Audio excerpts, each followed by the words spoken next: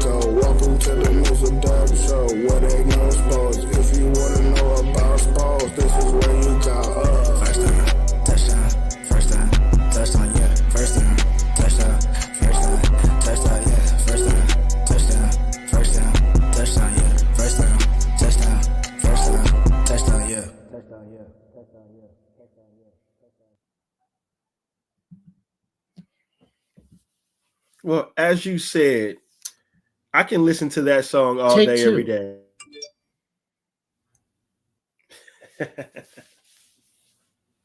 So we're going to try this again, episode 123. We apologize for the technical difficulties as technology was really trying to make some Negroes upset up in this piece. But we're back again.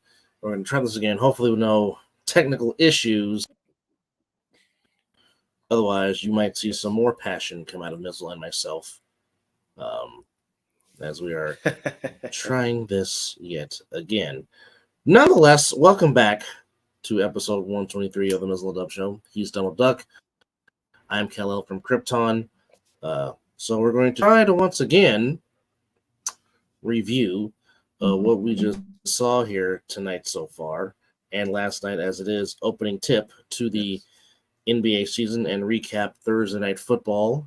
Again, the Bills get by the Buccaneers just enough. Final score 24-18 in Orchard Park, New York. We'll talk about that. In addition to the Lakers getting by the Suns and Mizzle having to deal with, unfortunately, the Milwaukee Bucks with one Damian Lillard. We'll talk about all that, and of course, talk more about the World Series, talk a little bit more about what's coming up in the NBA, and a little bit more what's going on in Week 8 of the NFL. So sit back, relax, grab a beverage, and keep your boys with some company as we talk what Mizzle and Dub talk about, which is sports and other places in between, and beer, in addition to that. Yes. And feel free to leave a comment. First off, how was the movie? Any questions that you have? Yes. So those the movie to our two viewers that are watching, welcome. Yeah. The movie was good. It was the boys know more about it than I do. I followed some of the storyline because, of course, your niece and your nephews, they're very into it. So I knew some things, but they both gave it a 7 out of 10. But I enjoyed it. It was, a typical movie. Oh, but it was not bad. I could have watched it. I could have watched it at home per se, but they wanted the theatrical experience. So as parents, we give them when they deserve it.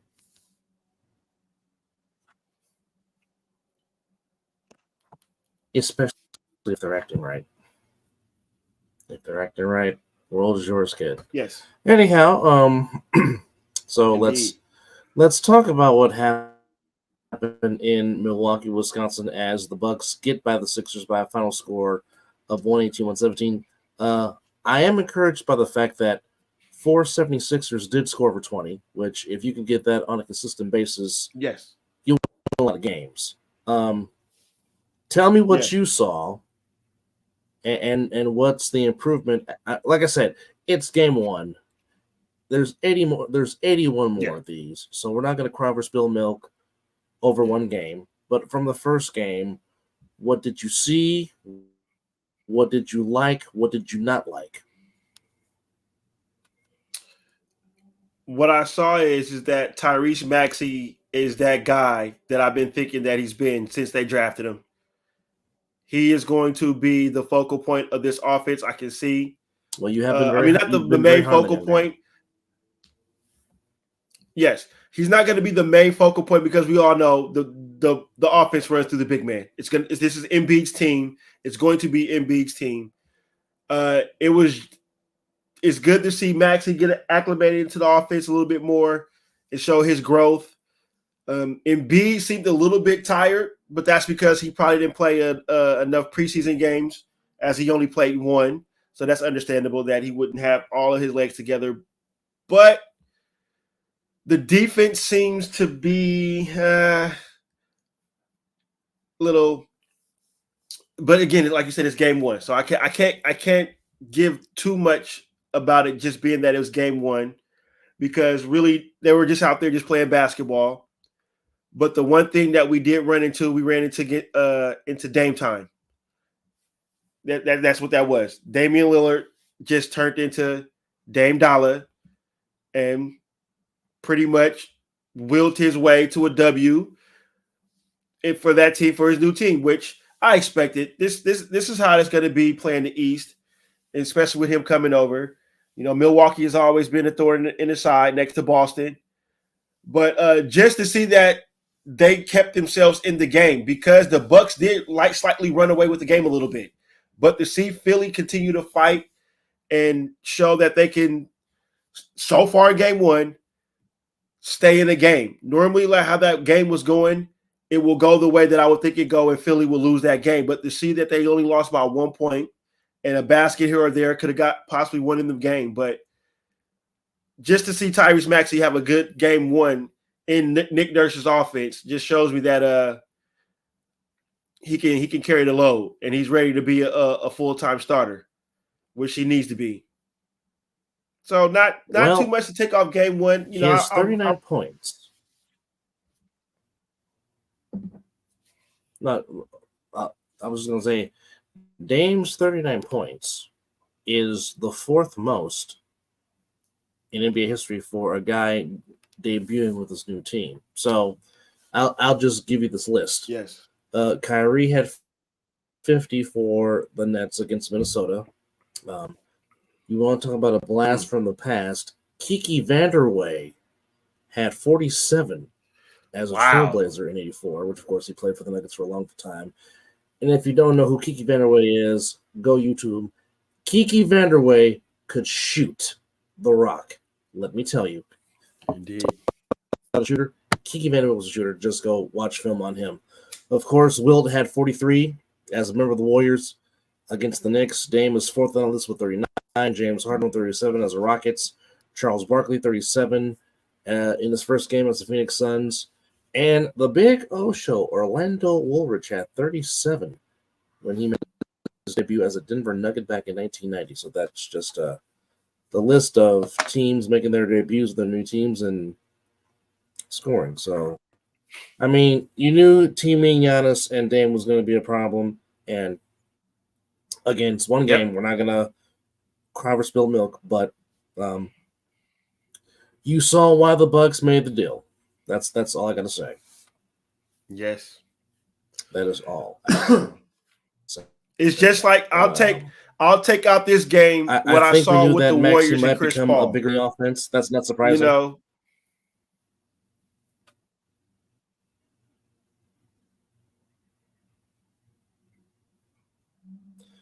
Well, I'll tell you what. Chris Paul in his Warriors debut got a lot of great reviews. And the one thing that I can take away from it, and the one thing that I can be encouraged by, is the fact that the Warriors, for the most part, took care of the basketball with the exception of late in the fourth quarter. And the one thing that has always been a problem under Steve Kerr has been the Warriors' turnovers. When they turn the ball over at a high rate, normally the Warriors lose. When they take care of the ball, the Warriors normally win. So from that aspect, the fact that they took care of the ball, they did not waste possessions, that's huge. Because, again, a better Steph Curry is a freelance Steph Curry, off-the-ball Steph Curry. Now, hopefully, that will set up back into Klay Thompson being a set shooter instead of Klay trying to find his shot, because that's never has been Klay's game, and he shouldn't start now. He's one of the best spot-up shooters of all time. It's him, and it's Jesus Shuttleworth himself, Ray Allen, when it comes to just spot-up set shooting. Those two names come to mind. Agreed. So, I'm encouraged by Chris Paul's performance. Like I said, the only thing that scares me about the Warriors is still their lack of size. As the season goes along, if a big man comes available, if I'm Joe Lacob and Mike Dunleavy Jr., which I'm sure they already know. You might want to jump on. You might want to jump on that to add some size, because truthfully speaking, I think that's really only the one thing the Warriors lack is size. That's it. I really do. Yep. Because we know what Chris Paul's going to do. He's going to bring stability to the bench with Moody and Kuminga. And you saw that because both young men played very well. They played very well. Now, hopefully Wiggins being back now after that time off, hopefully Wiggins will go back to what he could be and what we saw in 2022 during the playoff stretch run. Hopefully he will turn back into that because he took a lot of time off. And just, Wardell's going to be Wardell. And then hopefully once Draymond does get back into the fold and we see the Warriors at their full strength, then we'll see what kind of a team it is. But I like the makeup of the roster. Is just, if you could possibly add another big man or two, you possibly could make a run, because I know it's just one game, but again, Denver showed why they won the Larry O'Brien Trophy last year, and they're definitely picking up from where. Well, the Joker's going to be the Joker, as you say. He gets up out of bed, sniffing a triple double. And you can also put Luka Doncic in that same category. Those two same category. Walk out of bed, go to the bathroom, and be like, you know what? I'll mess around and get one tonight. Why not? And when he's going to be just fine. He is in the perfect situation you want to be in, being groomed by one Greg Popovich. And people have asked me, that kid's going to show something. Is it Phil or is it Popovich? I have always went with Popovich simply for this particular reason. Greg Popovich has adapted and adjusted to the times of the NBA. Phil Jackson couldn't and wouldn't. Okay? Yes, I know. Phil has 11 rings as a head coach. Is it 11? I want to say it's 11. No. Yeah, it's 11. Okay. I'm not going to take that from Phil. Yeah, it's 11. He's got 11 rings. I'm not going to take that away from Phil. Phil Jackson is great at managing egos and bringing them together. Anytime there was a sign of a rebuild or tearing stuff down, all of a sudden Phil wants to go take a break. All of a sudden I want to go take a break. When the Bulls were going to be breaking up after the last dance, Phil takes a break. Lakers roster's put together. Let's go get Phil. Then Shaq and Kobe break up. I need a break again. Really feel. Oh, Lakers put back together. Phil, come on back. Lakers get swept by the Mavericks. I need to go take another break, and then I'll be somewhere. Okay. If you notice, I used to call Phil Jackson Phil Cherry Picker Jackson because he would always pick his spots where rosters were mainly complete. Yes. And he just needed to take him over the top. Again, Phil's a great ego manager. But trying to put a team together and build a team together and develop a team together, that is not Phil's strength. He tried to be in the front office in New York with the Knicks. That absolutely sucked. Okay, Greg Popovich has more than once adapted and adjusted being in San Antonio. Okay, when he first got there, the focal point was David Robinson. Then here comes a power forward from Wake Forest by the name of Tim Duncan. Okay, Amaral, take a back seat. We're going to ride 21. Number 50, coach, I'm good with it. Let's ride the young man. Okay. Then comes Parker and Ginobili. Tim, we're just going to run it through you, but you got some young legs. All right. Now, Kawhi Leonard. Hi, Kawhi. Okay. Tim, Manu, Tony, let the young man take it. Him and Danny Green. What happens? Okay, Yep. another ring. Okay, cool, good. All right. Out goes Kawhi. Wimba. Just follow my lead. Okay, coach. Now you see why, for many years, Mizzle and I have called the San Antonio Fundamentals the best ran organization in professional sports. And it has been that way for the last 25 plus years. That does not mean they win the title every year. That's not what it means when I say that. Nope. But there's a structure, there's a formula. Okay. There really is the fundamentals way, the Spurs way. And I stick to trying to run the triangle when it does not work in today's basketball, which is something I think Phil would have tried to still do in today's basketball, which is why it did not work the last time we tried to coach. It became obsolete. I agree. Okay. Now Popovich Popovich has said he doesn't like the way the new basketball is played, but because Popovich is Popovich, he adapted and adjusted, and that's why he is still coaching today. You think about all the coaches that have come and gone since Popovich got there to the Spurs, and he's been there for almost 30 years. That just goes to show you the longevity. Wow. And again, but I mean, it's the Spurs are like the Steelers. They don't fire their coaches. It's like, okay, when you're ready to retire, you let us know, and we'll go find your replacement, and then he'll be here for the next almost 15 plus 20 years. Okay? Art Rooney, the Chief. Hired Chuck Noll in 1969. Chuck Noll got to retire in 1991. All right? Dan Rooney, Bill Cowher, come on down. Bill Cowher chose to walk away after winning the Super Bowl. Okay, Art Dan Rooney. Mr. Tomlin, come on down. Hasn't had a losing season in his tenure in Pittsburgh. And oh, by the way, they're also 4-2. Even though they have given up a crap ton of yards, they're still 4-2.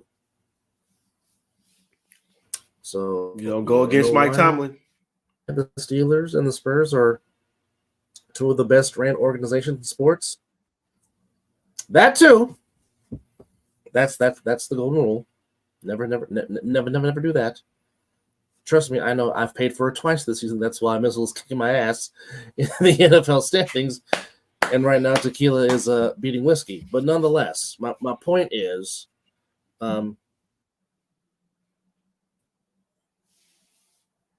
my GOAT coach is Popovich, and the logo is the greatest executive ever to live, and right behind him is Pat Riley. Well, I'll say this. Talk about 1A, 1B, 1C. Fair. It's Red Auerbach, Jerry West, or those three. I'm sorry, those three gentlemen right there. No one's done a better basketball when it comes to those three men. No argument. And putting a team together and having sustained success and championships. So the Bucs beat the Sixers 118-117. The Lakers beat the Suns 195. As LeBron decided to put the throwback on and put the team on his back late in the fourth quarter as it was tied at 91. Yeah. But LeBron said, give me the ball, and doing what he's always should be doing, which is going to the rack and being the faster, stronger version of Magic Johnson as he's always been. Agreed. That's what I've always said. Yes. So we can, they'll never stop with the him and Jordan comparisons, but LeBron is a faster, bigger, stronger version of Magic Johnson. That's just what it is. And I don't know why teams have a problem understanding that concept, but that's who he is. Yeah. But he's unstoppable if he puts his mind to it and decides he just wants to drive to the basket. The Bills. get by on the skin of their, well, not by the skin of their teeth, but they had just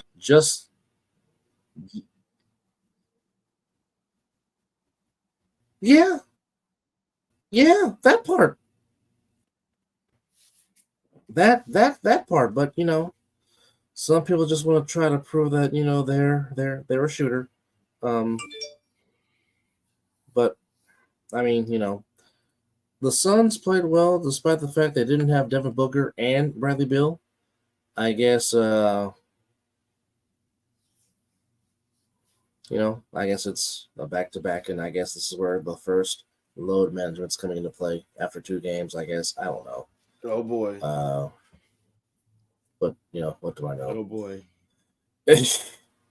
Well,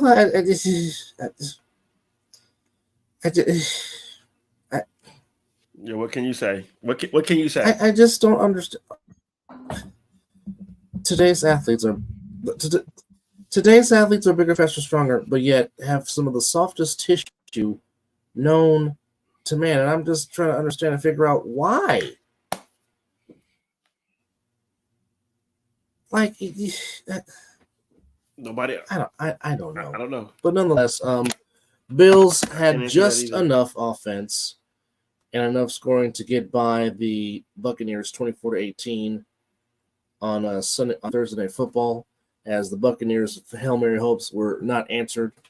But two things I took away from this game: both teams really do lack a run game. The Buccaneers more so, but I mean, when you need them to make a play, Josh Allen does what Josh Allen does. He makes a play, does what he has to do. Yeah. And then when you need to get a first down, he finds number 14 and Stephon Diggs does what he does. And I mean, like I said, the Bills led 17-10 at the half, got that touchdown, was up 24-10. The Buccaneers had a long drive, got a 2-point conversion, got one more shot, but as I said, the ill-fated Hail Mary was for naught. As the Bills go to 5-3, Did they're not work. 4-1 at home, which is always a good thing. The Buccaneers suffer their first road loss. They go to 3-4. So that officially kicks off Week 8 of the NFL. And then, in addition to that, in Santa Clara, Brock Purdy was limited in practice, but he practiced today. So still hopeful that we can still just say no to Sam Darnold, because I really don't want Sam Darnold. Here's a question. Here's the question. Shoot. Do you really want him out there right now if he's hurt? Do you really want him out there if he's hurt? Would you rather him take a week off if get he's right, or force him back out there? Here's my thing, and you've heard me say this on more than one occasion. I will always put somebody's health above me trying to win a game, because I care about your life, not trying to get wins. Now, like I said, the team might have to stop him because Brock Purdy is not going to stop, because his motor doesn't stop, because he's just so determined to get back out there and play, because he practices that damn hard. Mm-hmm. It almost is kind of like you go back to the 2019 finals when Bob Myers literally had to stop Clay from playing because Clay was going to go back out there and play on a torn ACL, which was one of the most gutsiest things I've ever seen in my fandom of being a sports fan. But the Warriors had to stop Clay from himself. So I think maybe the organization and the team doctors would be like, Brock, save it for the season. Save it for the home stretch. With that said, yeah, we need you in the long haul. As much as I don't want Sam Darnold to play, but if that means we can save Purdy for the rest of the season, so be it. Because again, right now, yes, the goal is to get the number 1 seed in the NFC. Yes, right now the Eagles have that by the way of their 6-1 record. Team has lost 2 straight. Defense is leaking oil, and the Bengals are foaming at the mouth because Joe Burrow wants nothing more than to slash that defense, and you know what Jamar Chase said. and we don't have to repeat what he said because we know what he said. However, there's going to be a lot of emphasis looking at. There's going to be a lot of emphasis. Now, you can do it. You call him. Go on right ahead. No, that's good. It's good. You go ahead. You got it. You can go ahead. Okay. But I mean, a whole lot is going to be put on Steve Wilkes because of what happened. Mm-hmm. So you're just hopeful that they get it right, because if you go into the bye week limping, losing 3 straight, now there's going to be some issues. So only thing you can do is just hope you get it right. Now again, like I said, if he's cleared to play and he struggles, then you can go to Darnold. But again, to answer your question, I will always put somebody's health over me trying to win a game, because again, I care about your life. Okay, because wins and losses, they're going to happen. That's just how sports is. Now, if it ends up being Darnold, I don't need Sam Darnold to get happy feet, because sometimes he gets happy feet. He can make the throws. He's the prototypical quarterback height, but sometimes he does not see it like Brock Purdy sees it.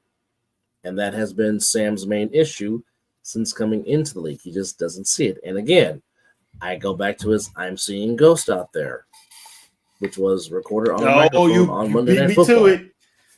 You beat me to it. So, with that said, I still have that quote in the back of my mind, because you said that on Monday Night Football. There's no escaping that. Now, if he comes out there and plays a good game, because again, the Bengals have a very good pass rush. Hendrickson is going to be a problem, and if he's getting loose and he's getting free, that's going to be an issue for the Niners offense. Now, hopefully, you'll get big number 71 back in the lineup on Sunday, which right now, the bye week is coming at a perfect time for the Niners, because you can get your big offensive lineman to get rest, and that means another week of Debo getting rest, because Debo was scheduled to be out for 2 weeks. So you get 3 weeks of rest for Debo. Yeah. Then you'll get more rest from McCaffrey with that oblique, which, I mean, God bless him for going out there and playing every snap, and he found the end zone twice. But obviously you could see that McCaffrey was not himself. And again, the best remedy for an oblique is you just have to rest, because, it's one of those, you don't know you have one until you hurt it. Yeah, because you're like, what the heck is an oblique? Oh, that's what it is. Something along those lines. So, I mean, that's really all you can do.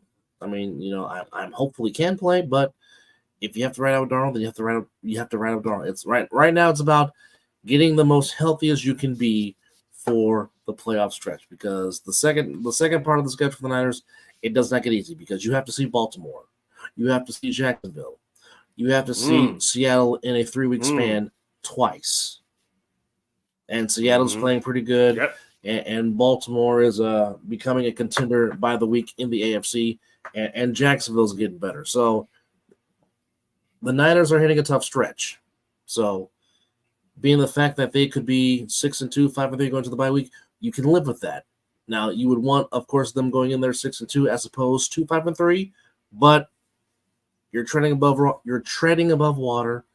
You're still in first in your division, but again, Seattle's right there, and Seattle's not going to go away, especially if number 9 is in that backfield running the ball for the Seahawks. So, hence why I'm hoping the Browns can beat them, but the Seahawks are wearing the Steve Largents on Sunday, and that's just, Oh yeah, that's going to be dope. The Steve Largents / Jim Zorn / Dave Craig / Cortez Kennedy. No, like I said, I've always liked those. I've always liked those rendition of the Seahawks uniforms better than the ones they're wearing now. But it is what it is. But nonetheless, like I said, if Brock can play, obviously you start him. But if he's still having symptoms, don't risk it, because you don't want You don't want it to turn into something worse. That's the one thing you don't want to do is that. So with that said, Totally agree. I'm Yeah. gonna go days with the water. Yeah, well, that was perfectly said. I would do the same thing. I wouldn't rush it, especially you said you got the bye week coming up, so you give them that rest. You want to get the W, but hey, that's your starting quarterback, and you're looking at the long haul because it's a long stretch after the bye week. There's no bye weeks after this, so Correct. I would pretty much it's full throttle rest after your bye rest week. your players. Mm-hmm. So I totally don't disagree with what you said there. Well, we might be having some guests on the show, so just stand by because you never know what happens on the Mizzle An Dub Show. Anything could possibly happen, but Indeed, we will go back to last night's action in the association and run through the scores there as I go to the handy dandy iPad. whip it out. Let's go. As there were some very interesting games going on last night. As we are on tip-off week, so going back to Tuesday, the Suns beat the Warriors 108-104. Nuggets beat the Lakers 119-107. Yesterday in the association, the Hornets get the win over the Hawks 116-110. The Pacers put up a $143 last night. So if you have the over between the Wizards and the Pacers, you definitely won. Wizards lose 143-120 over Indiana in the Fieldhouse. Wow. Mr. Brown, Bruce Brown, coming from the Nuggets to Indiana, had a very nice debut in the Indiana Pacer colors. Kyle Kuzma led the Wizards with 25 points as, again, 43 points put up by the Wizards. An entertaining game at the Mecca last night between the Celtics and the Knicks. Porzingis returns to the Garden, but Jason Tatum was once again that guy last night as he had 34 big ones to lead the Celtics. Porzingis had a nice game, 30, 8 rebounds. Damn good game. And 4 block shots. He was a plus 13, plus minus. Brown, he had a very good game in the Celtics debut. For the Knicks, Barrett had 24 to lead the Knicks along with Quickly off the bench. He had a big 24 points. Brunson only had 15, but it's the Celtics getting the win 108-104 in an entertaining game in the Garden. The Magic all over the Rockets 116-118, and Mr. Anthony had himself a good game. Cole Anthony had 20 to lead Orlando, to lead the way as the Magic get off to a season win. The Cavaliers, by the skin of their teeth, get the win in Brooklyn over the Nets, 114-113 as the Spider puts up 27. Marcus Strus making his Cavaliers debut. He also had 27.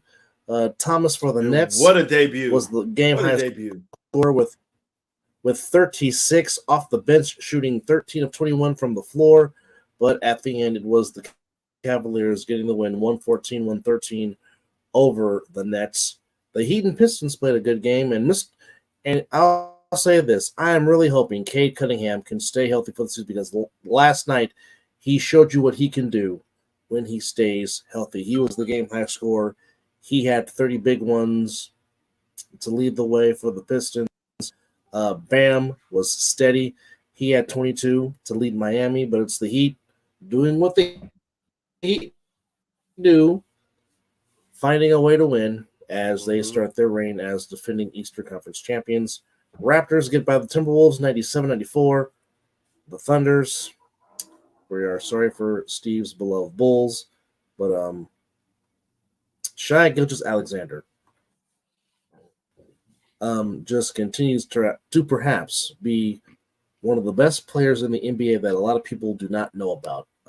This kid's talent is just ridiculous. He led the way with 31 for the Thunder. As you said back on our NBA show, you said the Thunder and Steve agreed with you. OKC could be that one team that could be very, very scary with that nucleus that they have. And they showed it last night as they beat the Bulls 124 to 104. I'm pretty sure Steve was sending a few Hail Marys in regards to his Bulls anyway. And to close out the nightcap, the Pelicans beat the Grizzlies 111 to 104. Zion threw it down with some emphatic force on the Grizzlies last night with that dunk. But the dunk of the night last night belonged to Malik Monk as he just went to the heavens and threw it down. And Harrison Barnes had a North Carolina throwback as he was outstanding last night for Sacramento, as he had 33 to pace the Kings. He was. As the Kings indeed light the beam. Indeed, they lit the beam in Utah with a 131-14 victory. Barnes had 33, Clarkson had 24 to lead the Jazz. Solid game for Sacramento. Monk had 10 off the bench. McGee had 8 off the bench. Vesnikov had 8 off the bench. Sabonis had 22 and 12, a double-double. Keegan Murray had 15. De'Aaron Fox was 18 points. And speaking of De'Aaron Fox, he is the first to go under the Curry brand, as he will have his own Curry brand shoes from Under Armour. So, De'Aaron Fox. Boy, look like I'll be happy getting me a pair joining of the those. Curry Under Armour family. Nice. Well, Nice. People forget he wore the Currys last season in Sacramento. And again, we had talked about it. I didn't know that. The other guy that gets up and goes to the bathroom and says, I'm just go get one. Luka Doncic does what he does.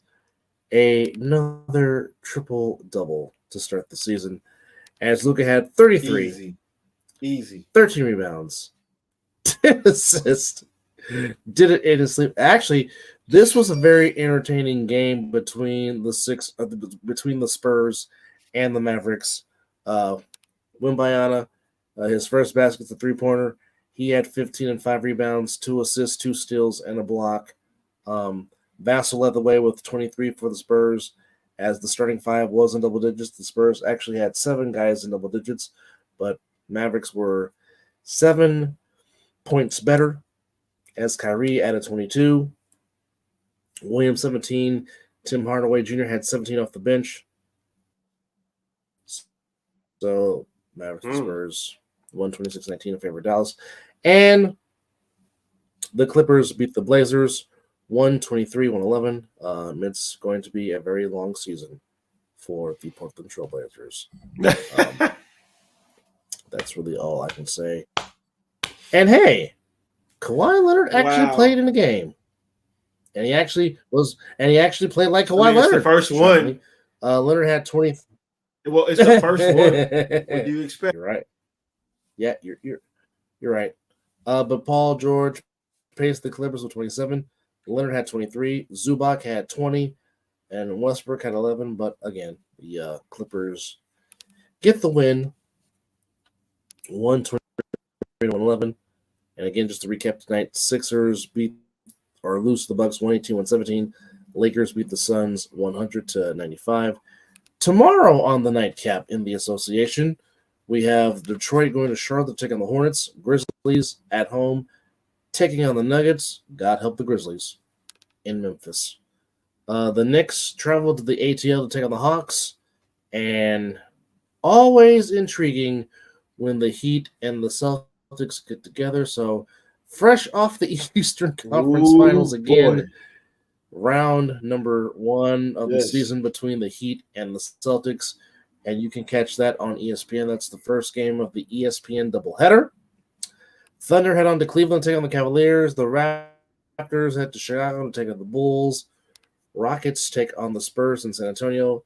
The Nets go to Dallas to take on the Mavericks. Clippers on the road to Utah to take on the Jazz. The Magic go to Portland to take on the Trailblazers. And in the nightcap, the second game on ESPN, and already picking up from where we left off in the 7-game series last year, the Kings and Warriors in the capital city of Sacramento. Oh, boy. I'll be wearing a shirt to work tomorrow.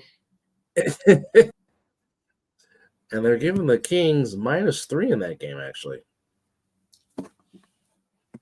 Is Draymond? Because I don't think Draymond's probably playing. Which you are possibly, and you might be correct there. Yeah. Let's see.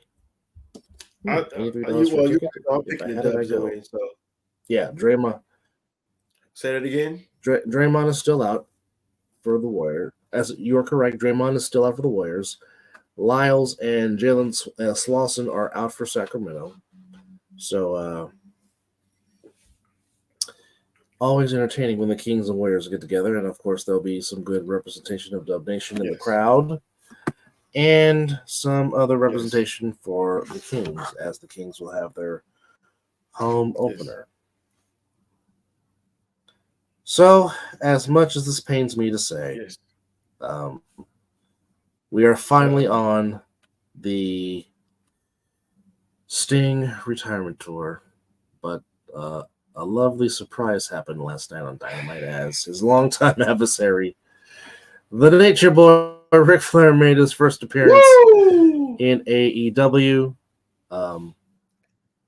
which was weird to see, but the Nature Boy was back on TNT like it was seeing the Stinger back on TNT. So I don't know how they're going to play this out as far as the last go-around for the Stinger. But definitely want to say that he is so revered, so loved and respected, like The Undertaker was in his final stages of his career. So it's not surprising that the Stinger is getting all this love. And rightfully well deserved. The Councilman Professional, the Pros Pro, and just one of the just one of the most doggone deserved human beings of all time. So just want to put in my 2 cents with the Stinger. And also, it is official. After 26 seasons, Dusty Baker is retiring for good for managing. As I've already said, one of the most classiest gentlemen and one of the greatest representations, the greatest ambassadors that you ever want to have for baseball. And hopefully, well, not hopefully, he should be getting a call 5 years from now and get that plaque in Cooperstown. Oh, yeah. Cooperstown? He's definitely going to Cooperstown. He's definitely going to Cooperstown. It'd be disrespectful if he doesn't get in.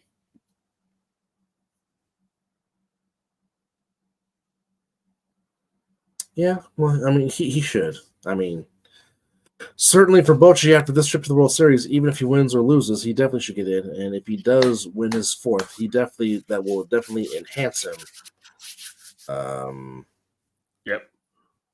So, I mean, it's this World Series is still very intriguing to me. And I think this World Series is going to come down to 2 things. Or basically one thing. I think this is going to be a bullpen World Series, just simply because both bullpens have done very, very well. And it's funny because they both kind of came together at the last minute because both bullpens were struggling for August, and then it just came together in September. And thus, the Rangers, backs against the wall, didn't win a single game at home in the LCS against the Astros. Win in Houston, which is not the easiest place to win, but they win 2 games. Then the Diamondbacks took one on the chin after they were down 2-0, and Philly fans and Philly news stations were telling them, saying that they're going back home and they're down 2, and many people have this series over. And then the answerbacks be the answerbacks, and he fresh off of watching Inside the NBA, because he said he wanted to watch his boys first, but our basketball insider and contributor, and of course supporter and friend of the program, the one and only Mr. Steve Dogan, has once again joined us on the show. Welcome back, as always. So, 3 nights the association has been in its season. you've seen. Tell me what you've liked. Tell me what you don't like. And me and Mizzle have already said a prayer for your beloved Chicago Bulls already. Thank you. Yeah, one night in, we got to have a team meeting just to figure out where we're gonna go in that Chicago skyline because we suck and everything else. So team meeting right off the bat. I mean, hey, woo, boy, it's gonna be a long season. Man, thank God for wrestling. So far, So tell me what you saw. Tell me what you saw. Tell me what you like so far. I've really been thinking and watching all the shows and everything, and it really did dawn on me that East really is going to be two teams. It really is going to be Boston, Milwaukee. Knicks might put in something. Philly, we can't even judge Philly until they're done with James Harden, whatever they're going to do with that. But that kind of puts you in the bind. So that's the East. The West. Now Anthony that I got Davis. you both. Now that I got you both here. Before you continue, Steve, let me ask you this question since I got you on here, and I want both of your guys' perspective. What should the damn Sixers do with James Harden? And in a sense, what can you get for him if you're trying to get rid of him? Because obviously, this is going to be a cancerous issue until they get him out of here. So, from both of your gentlemen's perspective, what can you get for him, and what's the best thing to do to get him out to where he's not being a cancer in the locker room to mess up team camaraderie? Go ahead, Steve. You got it first. I mean, truthfully, you do need him to play so you can bring his value up. Because you got to think the last thing everybody saw was truthfully him quitting in Game 6 and Game 7. Nobody is going to really want to take that. Now, Daryl Morey is the one that likes to be patient and hold on. We saw what he did with Ben Simmons. And really, if you're trying to get a deal, of course he wants to go. Yeah, he wants to go to the Clippers.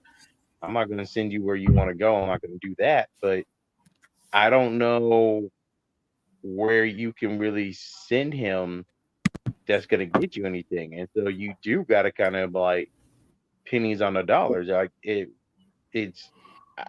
fact, I'm still thinking, I'm trying to think right now, what team would really want him? I mean, if you're really a contender, I'm settled. I don't think I want to do anything. Maybe, well, you ain't going back to Brooklyn. I mean, I'm really trying to think of some teams that would take him right now that, you're a contender and you would do something. And it has to be in the East because the West is set. Here's the main question I have. Is the man even in shape? That's my biggest question concerning him. Like, are you even ready to freaking play? That's why he did the preseason games to kind of show you, yeah, I could still ball, I could do this. But he wants to go back to his old way. Him and Russell Westbrook are just similar. It's like I want to be the man, I want to do this, but ain't nobody gonna let you be the man. And I was like, you shown you could do assists and do well if you're in the perfect situation.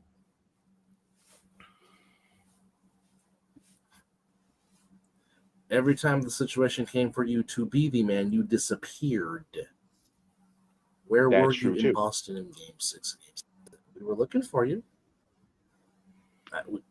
We saw you. We saw you on the court, but we didn't see you do anything on the court. But I digress. I mean, and Miami ain't got no asset. I'm really trying to think of a contender besides the Clippers that you could really go to that would make sense. I mean, I guess you could go to Sacramento, but I'm not messing with that team. You don't want to. The Kings have a good thing going, and you do not want to do anything to mess up that core's locker room. They're in a good place, and I don't know if Mike Brown wants to put up with James Harden's crap, to be honest. Hey, help me. I can't think of where he can go. He's in the perfect situation where he can win. He just got to realize that. Actually, wait. I know one thing.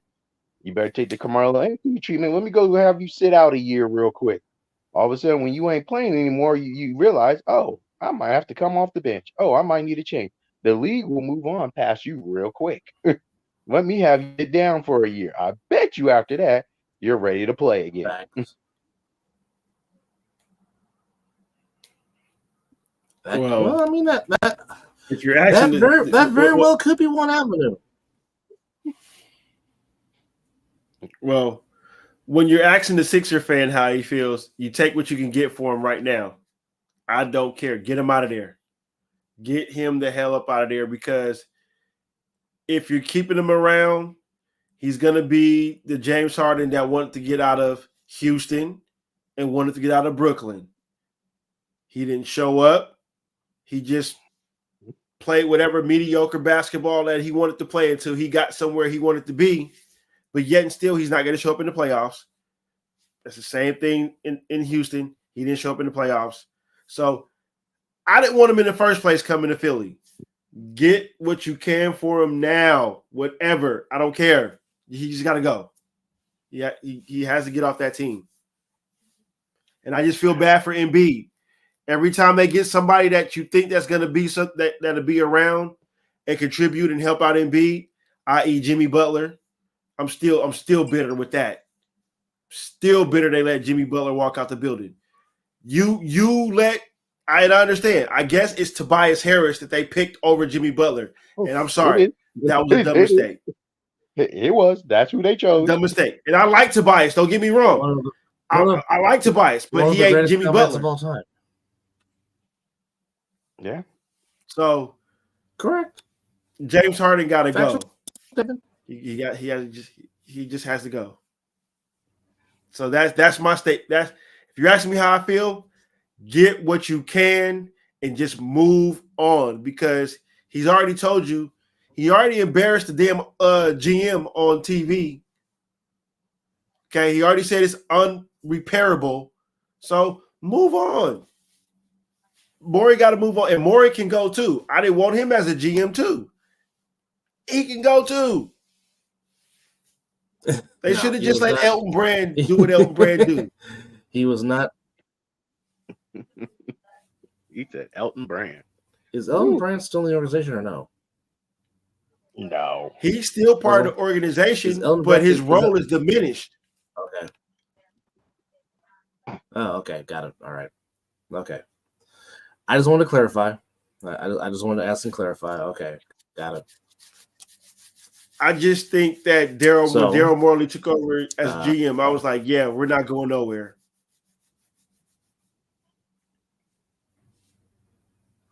Interesting. Oh yeah, I never was a more. I mean, I know you were not a fan of the hire because. Well, even in Houston, I just wasn't sold. Yeah. Just like, I mean, first off, he was so obsessed about trying to beat the Warriors, and that didn't go so well because he kept shooting up threes after threes after threes. They would 0 for 27 for 3-point range in that game 7, and I mean they were just hacking up just to be hacking up, but at the same time, it's an unfortunate situation because it's like you want to get rid of him so damn badly, but it's like, well, damn it, nobody wants to take him. And it's like you can't. Now, Mizzle, you probably know this better than I do. What would be the cap hit if they were just to flat out cut James Harden? I don't think they can. Well, I didn't look at the. I know he opted into his contract, so I don't know what that is. But I'm at the point right now. Eat that shit. Eat it. Just he has to go. Especially with the growth that we saw from Tyrese Maxey tonight or today. There's nothing there. I don't need Yeah, James Harden yeah. around toxing this young man any more than what he did last year. So just cut the losses, eat it, You're not wrong. move on, whatever. Keep Embiid happy. That's the goal. You keep Embiid happy. I mean, that's the thing. I mean, they went through this with Ben Simmons, and it kind of just worked out that you had Ben Simmons that you wanted to get rid of. James Harden wanted to come, so you were kind of working with some teams and everything. And it was like even the same things. Like the Clippers don't have much to give you, so it's not like it's an even trade or anything. So it's like, hey, Harden, you just sit at home and we'll figure out something. I mean, the main thing is Harden, you stay at home and you don't find them, then you're fine. Just eat it, whatever it is, until you find something. Now, if you're trying to get some get back and you're finding him, well, then that's where he has some leverage. So it's just you stay at home, you work out with yourself, and when something comes up, we'll keep something, we'll do something. And if that means the whole year, you're right. That's the whole year, but we're not doing anything. Totally agree. Totally. All right, now take me to the next game between the Sixers and Bucks. What did you like from Milwaukee's perspective? What did you like from Philly's perspective in this game that turned out to be a fantastic game, to which the Bucks won by 1 point? What did you see? Dame being Dame. I mean, he kind of took over and stuff, which was good. It was kind of weird, and maybe they'll still work on it. I noticed like when Giannis kind of came up a couple times, the wall and everything, and I saw Dame like in a corner. I'm like, I don't want you in a corner like that. I want you moving, cutting, and doing everything else. That was just a little thing I saw. But I mean, other than that, I mean, it was a really good game, and you just kind of saw Dame kind of take over and kind of kept him going there. Because I know it was at one time Philly had a little lead in Milwaukee and stuff. So it was a good game, good show of strength. Like I said, Philly can be something once they know what they're doing with Harden, but yeah, Milwaukee was kind of on point, and they, like everybody thought, they're going to be one of the two teams to beat in the East, and they did well. So they're just still learning everything.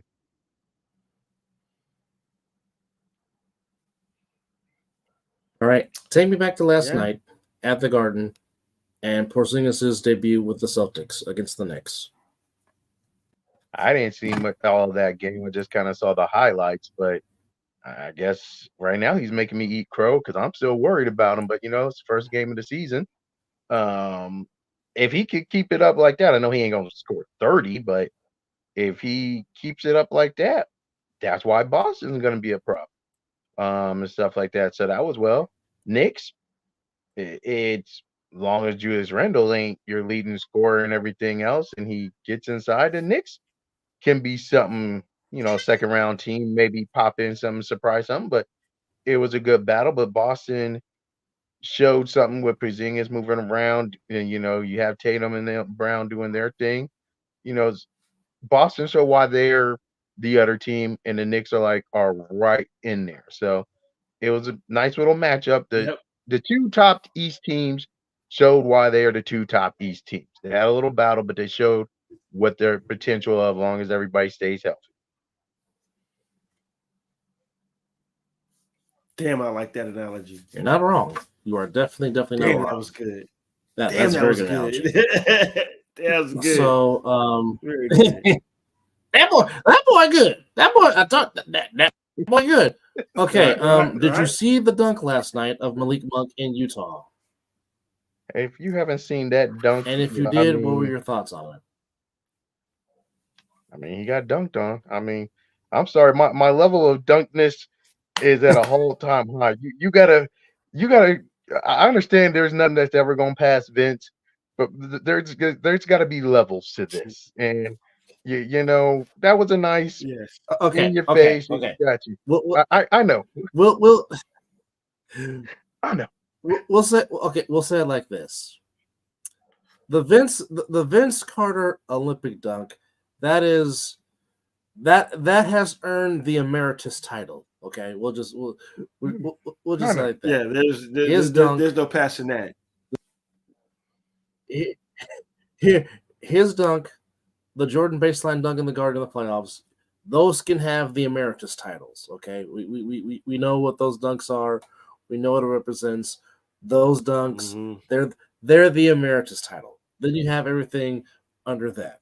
But I mean, for Malik Monk to just rear back like that, it almost reminded me of Bridges' duck on Kevin Durant a couple of years ago, where he posterized Kevin Durant. Like I said, it was a And nice. somewhere on my right now. Facebook page, I have a still.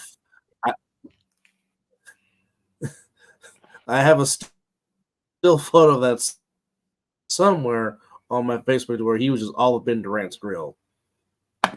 Oh, I totally forgot. The Baron Davis AK-47 is also an emeritus dunk as well. Oh, see now that was just disrespectful. Yeah, That dunk was just disrespectful. yeah, That was just disrespectful. Well, I mean, as a but big man, you're just well, like, Baron was in "Damn, his. dude. Just damn, you're a Just big so man. That shouldn't disrespectful. I happen. mean, It's like you shouldn't have that happen like that, man. Just damn, knock him down. Take the extra, just elbow. No, you're not dunk. Oh, damn. And he flexed afterwards. That was Baron Davis highlight. Like that was his most prime of prime moments. yeah, And I'm like, no, damn. no. Now, just think if those were the two good knees at UCLA, Baron Davis, because for those that are watching, Ooh. Baron Davis before Baron Davis started having the bad knees, if you go watch his UCLA film, Baron Davis would embarrass you going to the Batman. rack and dunking on you when he Yeah. was at Batman. UCLA. So okay, just imagine if Baron Davis still had his good knees with that dunk on AK-47. He just goes. That's why he lifted his One of the shirt. greatest. He remember he felt that. He felt it. That It was was still his that- prime. I That mean, was his I mean everything. the mic. Yeah. Yeah. Well, the Mike Tirico call was great. Him and Hubie Brown on ESPN. But you have got to listen to the Bob Fitzgerald, Jim Barnett call of that dunk. It's on YouTube. But with the way Fitz described it was just absolutely fantastic. Now, I don't know what you saw of Wembanyama's performance, but what did you think of his first game? And do you think the Spurs are going to be in good shape because they got that guy by the name of Popovich holding the fort down? He did good. When I came home, I got to watch. I think like the last 5 minutes of the game. So when Miana's in, I didn't know he was in foul trouble till really after the game. Hey, he's a rookie. He did well. He got some blocks. Everybody always says his defense will kind of help him out, and scoring will come later. But he looked like he had something. Hit in the range and everything. Post up, he'll work on that. But he looked kind of good. It's just I was just kind of watching. Let me just say this: I was watching today's game, and I don't know what it is, but NBA players are just more skinnier. And just there's a lot of these players don't have the muscle. It's like they're even if they try to hit the weight room, the muscle. Yeah, they're just skinny. I mean, but other than that, Now, I mean, Wemby looked why do you cool. think? You know where to go. What now? Now, why do you think that is? Is it a nutrition issue? Is it just because everybody wants to be a shooter now? I mean, why do you think that is? Because I mean, back in our days when we were younger, I mean, you had chiseled, built players, and like for example, the way he was built, you knew Shaq was a center. Yeah. With the way Kobe was built, Shaq's, you knew he was a shooting guard. Okay, when you look at Karl Malone's build, you know he was a power forward. I mean, just by their body frames, you knew what position they were. So coming into now this era where everybody wants to shoot, including the big men, quote unquote. Again, like why do you think they're scared to hit the weight room or want to add some muscle to it? I mean, because truthfully, like for Steph Curry to be a shooting or a point guard, he's actually kind of thick because he's actually put on some mass on him compared to when he first got into the league. So that is a very good point that you bring up. But I mean, where does that come from? Why is it like I that? don't You think it is? I don't know, and it could be nutrition. It could be, the mantra of now we just play one sport. We're not playing multiple sports to develop other body parts. And because you got to think back in the 80s, 90s, 2000, you played basketball, you also probably played football. So you were kind of hitting the weight room or something like that. Or you played baseball, or you did something else, track and field.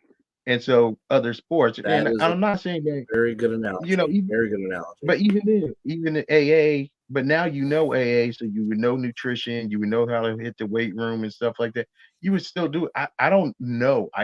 And I don't want to go to that being the number one thing where it's just everybody's focused on one sport because you should still be able to lift and build and everything. But it's just, I was watching Kevin Durant and just like, you're skinny.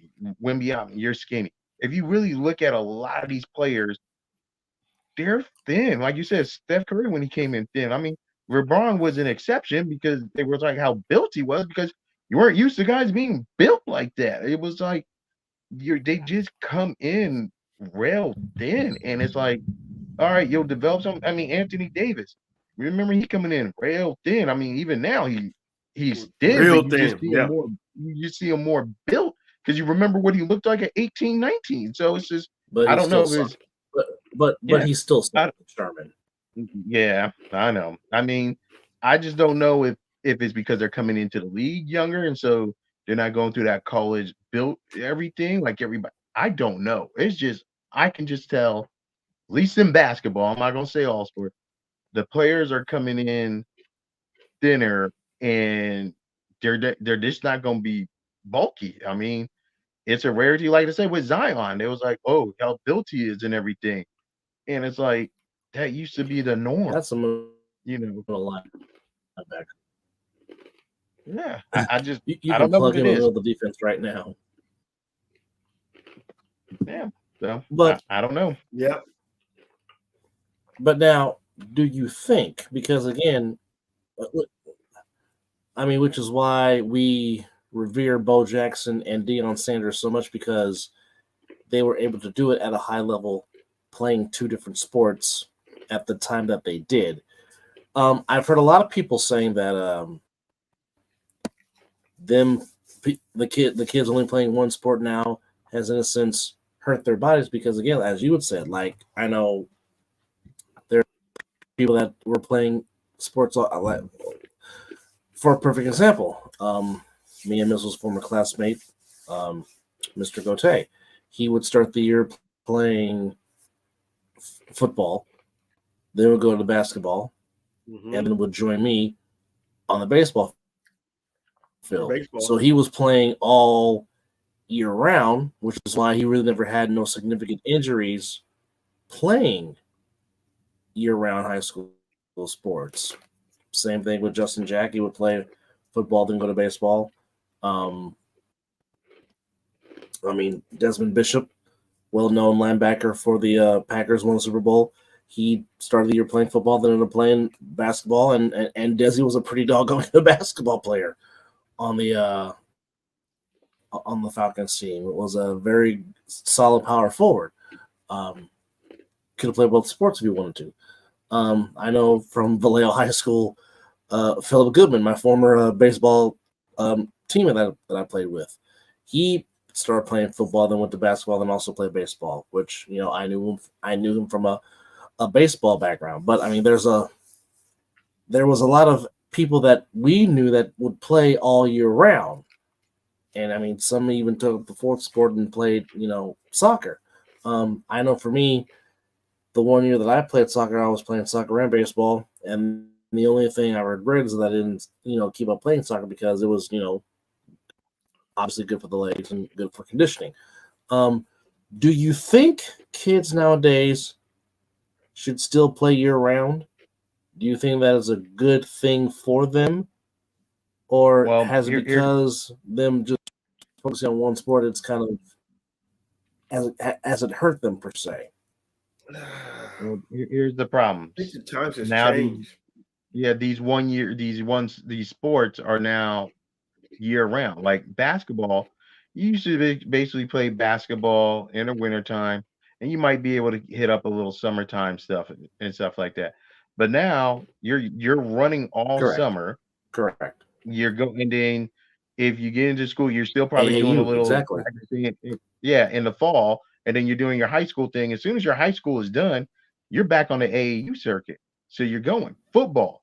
You're doing Yep, football in the summer, then you got the season, and then if you're really good, you're probably doing the 7-on-7 iron drills, or you're doing this, and you're kind of getting ready. And then by the time the spring's on, you're back in the summer. Baseball, there's Or winter playing ball, there's flags. this, and yeah, you're doing winter ball and everything. Then it's the season. You go into the season all the way through the summer, and then you get summer ball, fall ball. It's like now these sports where we used to just be like, okay, this season's over. We're not going to focus on it. You do this. Now you got these all around thing, and it really, I hate to say, it really started with basketball and AAU, because you Well, were I always mean, trying to get on a good team. You do this. well, I mean, heck, I'll give you another example.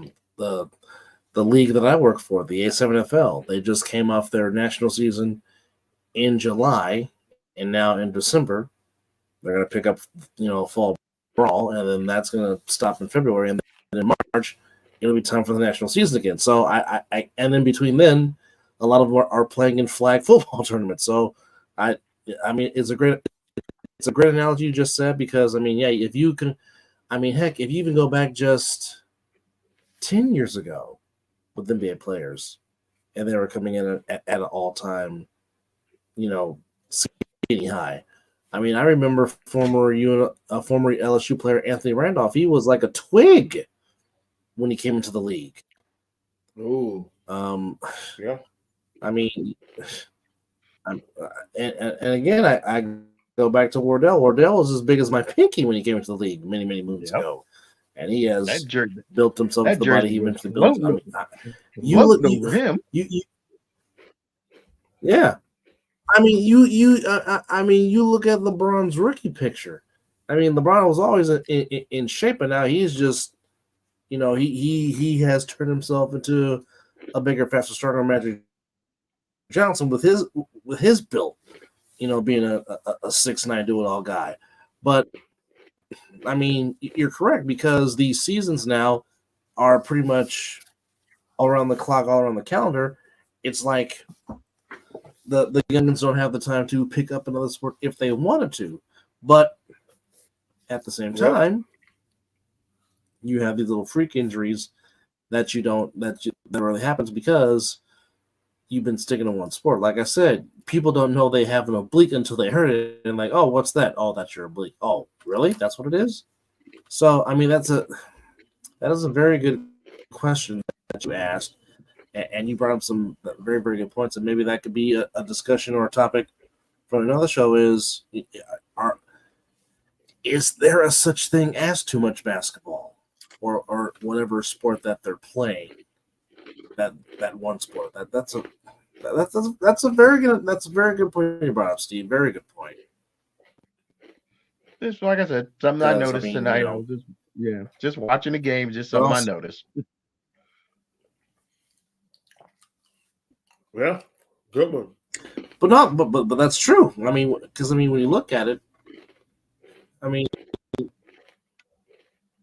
there's a lot of players that are still skinny, and they're in their fifth year hitting the peak of their prime. Kind of like De'Aaron Fox of the Kings. He looks like he hasn't, put on much, weight, but he's he looked the same from entering his Kentucky. prime years. So I mean, yeah. Now, obviously, I can't say the same for Devin Booker because Devin Booker's been in the weight room, obviously. Same with Jason Tatum, same with Jaylen Brown. I mean, Jimmy Butler stays in there. It doesn't matter what hairdo he has. But I mean, it's just, so that's a very, very good point. Now, one question I did want to ask you, Steve, You had to now that I got sneak you in in here. here, because Mizzle asked me this question earlier. No, I didn't talk about hair. Well, Jimmy Butler, yeah, looking like a damn doo-wop 50s band singer. So, Steve, Mizzle kind of asked me this question, and I want to get your thoughts on it. So there's the news that Brock Purdy has practiced. I'm going to ask you the same question. I'm going to ask you the same question Mizzle asked me. Would you start Purdy, or would you be like, you know what? We need you for the stretch run. Take the week off. Sam Darnold, it's yours. What would you do in this situation if you are Kyle Shanahan?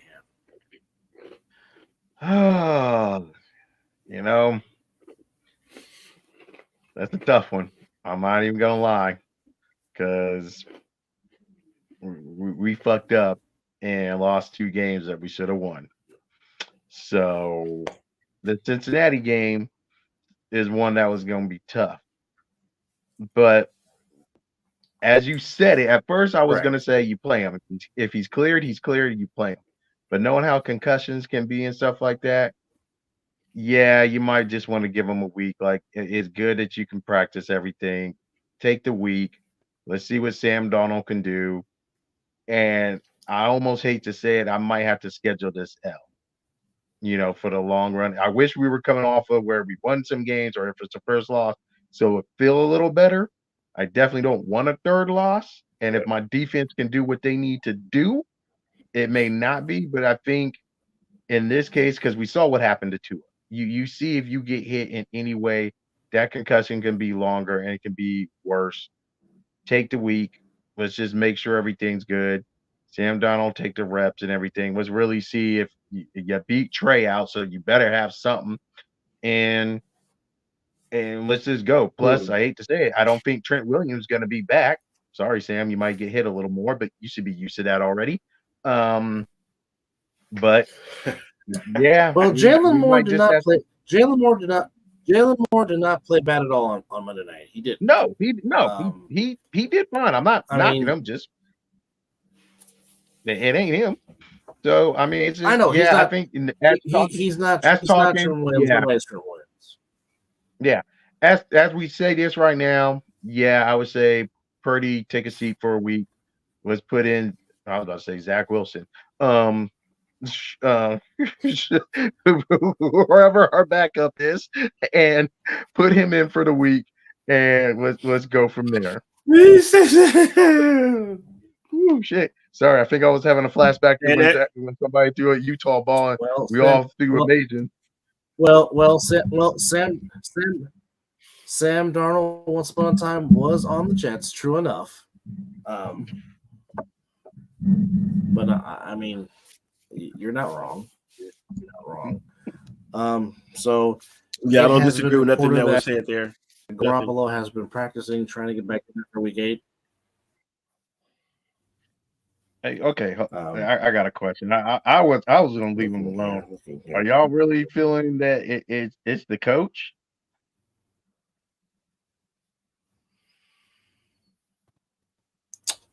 Well, Steve, look what he did in Denver.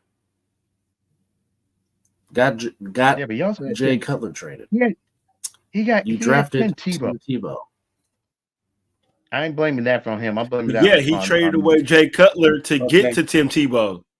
I blame management for that. They want that hype. To draft I ain't him. blaming him, man. Well, but he sold them on that. So he sold them that he can coach Tebow, and he didn't coach Tebow. Well, nobody. Jay Cutler was the better option to me. But here's my thing. We have one of the next to Devontae Adams, we have another great route runner in Hunter Renfro. Where has Hunter Renfro been? He hasn't been Well, there. I And admit, because I was like it's Devontae Adams, like confusing before where he said before Devontae Adams said anything, he was quiet, and I was like, oh, I know that. I was like, oh, Devontae Adams spoke up. I was like, they can start giving him the ball all of a sudden. I just kind of laughed. I was like, I guess they forgot they had him.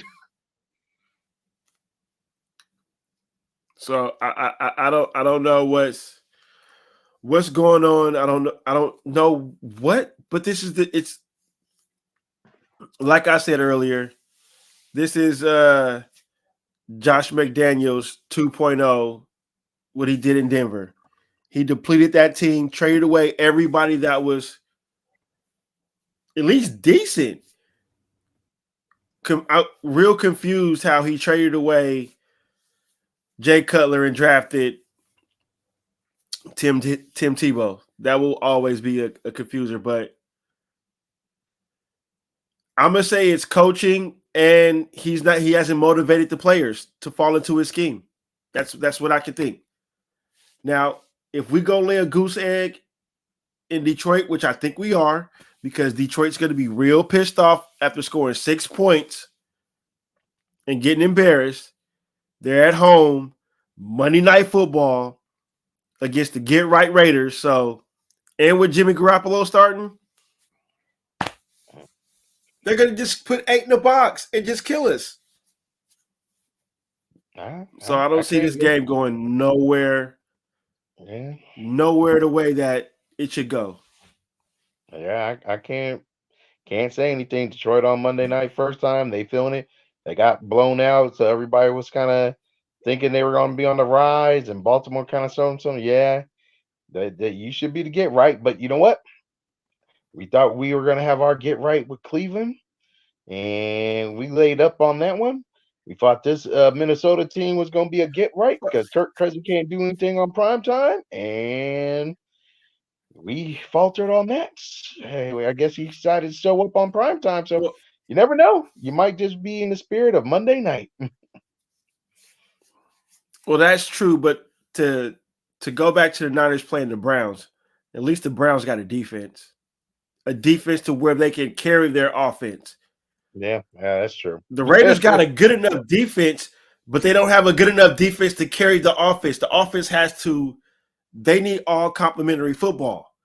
The Browns defense can, like I say, it could have been like 9-6, and the Browns defense could have held you guys to just that 6 points to win that game. I don't believe that the Raiders don't have that defense. They're, like I said, they're good to make certain stops, but not continuous stops if the offense ain't producing. We don't have that. The Lions is going, and the Raiders offense ain't scored 20 points by themselves. It took Max Crosby for us to get 20 points. Yeah. The Lions can put up 30 points in the blink of an eye. All right. So it would be a nice I just don't. cherry wood pack and some tequila. Are you hitting the Henny? What's going to be? What is it going to be for Monday? I'm just gonna take the game as I know that we're gonna get embarrassed, and I hope I'm not. I want us to win the game. That's just That's the a Raider fan fan in me, but me being a Yeah. real, That's what I just said. me being somebody that I know that watches this game. I hope this is the game that, if it's the way that I think it's going, Josh McDaniels has to go. He wasn't the right hire in the first place, but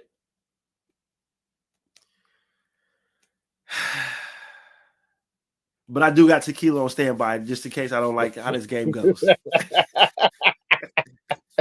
There we go.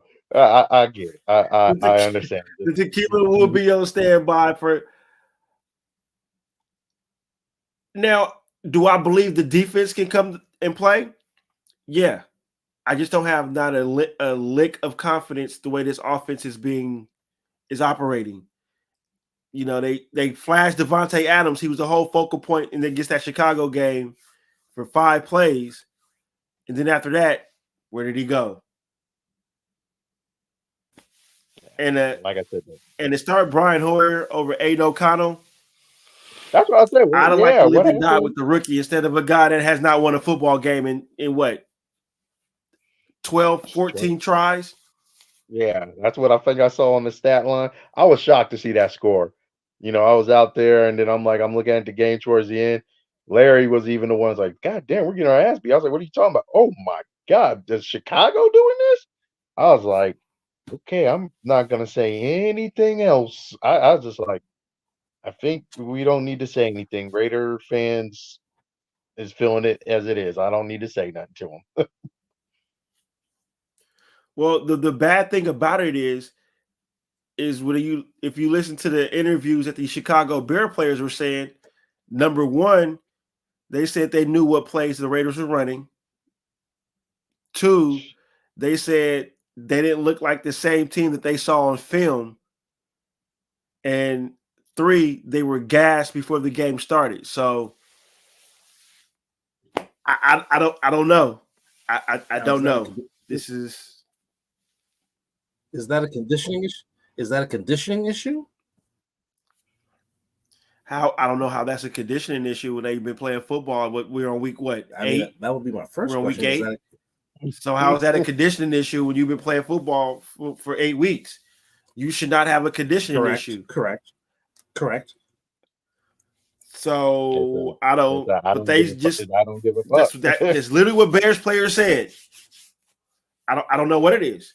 Did they go to Chicago and just not curfew, hung out? But you can't say it's a conditioning issues when you're on week 8. Or whatever. I'm just asking the question. Go ahead. I'm just asking the question. No. You're fine. I just don't know how it's a conditioning issue when you're on 8 weeks. I mean, if you got,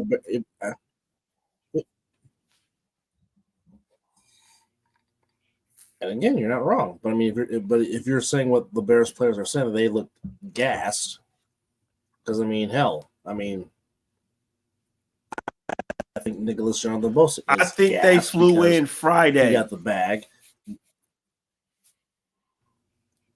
Okay.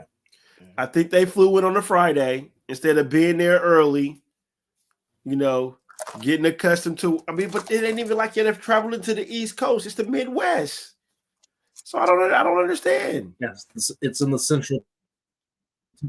It's the central time zone. Yes. So I don't understand. I don't know. But Monday Night Football, just prepared to hear every talk about Detroit. Oh, they might talk about Max Crosby because that's about the only one that's probably going to show up to play football. Garoppolo can't throw the ball deep, so they're going to put 8 in the boxes to stop the run that's not there because the leading rusher is only averaging 2.9 yards a carry. Definitely not winning there. So to answer Steve's question, I got tequila on standby. That's that. Well, let's make something a little better for you here. And I got to talk to y'all about this because y'all the Warriors fans. I'm gonna throw something at y'all, and I need y'all to be honest. I was watching that game yesterday, and I'm gonna say this statement. I don't think Clay's ever gonna get back to that Clay y'all had before. I don't think he's gonna get there. And it's sad, his injuries, but that Clay that y'all need that was that splash brother. I know it's been about a year and a half after injury. I don't think he got it no more. I don't think he can be that splash brother. What do y'all got to say? That's a fair assessment. That's fair. It's tough is because if you know anything about Clay, he's never going to stop shooting, and that's always that shooter's chance. The only thing that I worry about with Clay is if he ever lost his But- defensive presence, because Curry was always the offensive focal point per se. Clay just made those shots that were needed, or he had that game to where we all knew that was going to happen, but you knew that he was locking down their one or two. I don't think he can do it no more. So for you to say that, and he's lacking on his defensive side of the ball too. So That's what I'm saying. I don't think he can cover that's like not that far. anymore. That's not far off, but I still, if he can learn how I to don't know if become this is like me being a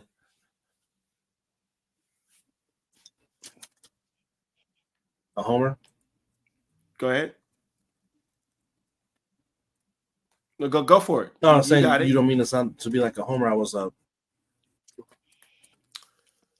well, if no. Klay I guess Thompson that's can learn to that's become what I a was. good team defender. If he can learn Yeah. how to become a good team defender like Larry Bird late in his career, because I mean it's almost like Larry Bird late in his career when he started having the back issues. Bird was an elite defender, but he couldn't guard the perimeter anymore, so he became a very good team defender. If Clay can do that somewhat like the way Larry Bird did, it could possibly extend his career longer, because eventually Bird late in his career also learned how to become a good spot-up shooter, which Clay has always been, and he needs to go back to that. Clay trying to create his own shot, that has never been Clay's game. Clay is spot up, set your feet, let it go, because that's just who he is. Your assessment is not wrong at all. I mean, what player would be the same coming off tearing your ACL, then tearing your Achilles while practicing? So in a sense, you missed 2 full seasons, and then anything that they got out of them bonus. It's unfortunate because, again, unfortunately, injuries are a part of the game. But if he can, I mean, Clay has always been a great teammate. He's always going to be that way because that's just who he is. He doesn't care if he gets the glory or not. As long as the team wins, he's happy. So he's never not going to quit as far as that aspect goes. And excuse me. And thanks for checking in, Mr. McDonald. Always appreciate it. So Yep, we saw you. your assessment's not wrong. Is not wrong. Your analogy is not wrong. It's just there will be, as Mizzle said, there will be some nights to where the old Clay will come out. Other times, you'll see what happened against the Suns on opening night. It's just, can the others around him pick up the slack? Which is why I think Wiggins was very huge in the championship year in 2022, because in a sense, he played the Clay role as far as guarding the best perimeter shooter on the other team, which took a lot out of Clay, and Clay could take a back seat and just play team ball on the defensive end. Now, hopefully, you can mold either Moody or Kuminga to play in that role, because as you can see, the future is being set up for Kuminga and Moody to be that next combination. Excuse me. And possibly the rookie from Santa Clara, which, Brandon, I'm not even going to try to pronounce his last name, but yeah. I think they're trying to mold those three to be the next to be the next three when Dre, Clay, and Steph retire. So you can see the transition. You can see it happening. Yes, they're trying to get one more, so Steph, Clay, and Dre can tie Kobe and Magic as far as 5 rings go. But you can tell that this particular era of Warriors basketball, which has been the greatest era of Warriors basketball since they have moved to the Bay Area in 61, 62, we know that's coming to an end. We know that. We're not stupid. Like I said, we just wanted them to win Dark years are one in our coming. lifetime. They gave us 4. Yeah. Yeah. Can't complain. Can't Dark complain days are about that. coming. But if I know anything, if I know anything, the Warriors won't be down long, simply because Joe Lacob won't allow them to be down long. Okay, this is not Chris Cohen owning the team. This is not Don Nelson being the dumb GM. I trust Joe Lacob. I trust Peter Guber. And I think Mike Dunleavy will also do the job well because he's been under Bob Myers. So the Warriors as an organization are in a good place. Like I said, Joe Lacob is not about making a profit. Joe Lacob is about winning, period. So, I mean, just like the Spurs are on their way back up with the young core that they got, the Warriors are trying to implement their new core for when 30, 11, and 23 comes out or steps down and they run off into the sunset. So your analogy is well thought, and I don't disagree with that. None whatsoever. Spot on. Spot on. All right. Now, if you're asking about the games today, I will say Phoenix is very interesting, and the thing that's already Now, people were other worried Warrior about. fans. Oh, go ahead. Go ahead. Talk about your Warriors. Go ahead. No, I'm just saying, most Warrior fans won't say that in. Good evening, Hammer. How are you, good sir? If you have a minute, you can come on and talk about what happened with your Buccaneers tonight if you'd like to, sir. So just let us know. And Mizzle or myself will send you the link. But I'm just saying, most Warrior fans, some of them will be in denial, just like because every fan base has that. But for those that watch and dissect this team, you see it. I mean, you're only a blind man wouldn't be able to see it. But I mean, like I said, the trend you can see the transitioning starting to happen,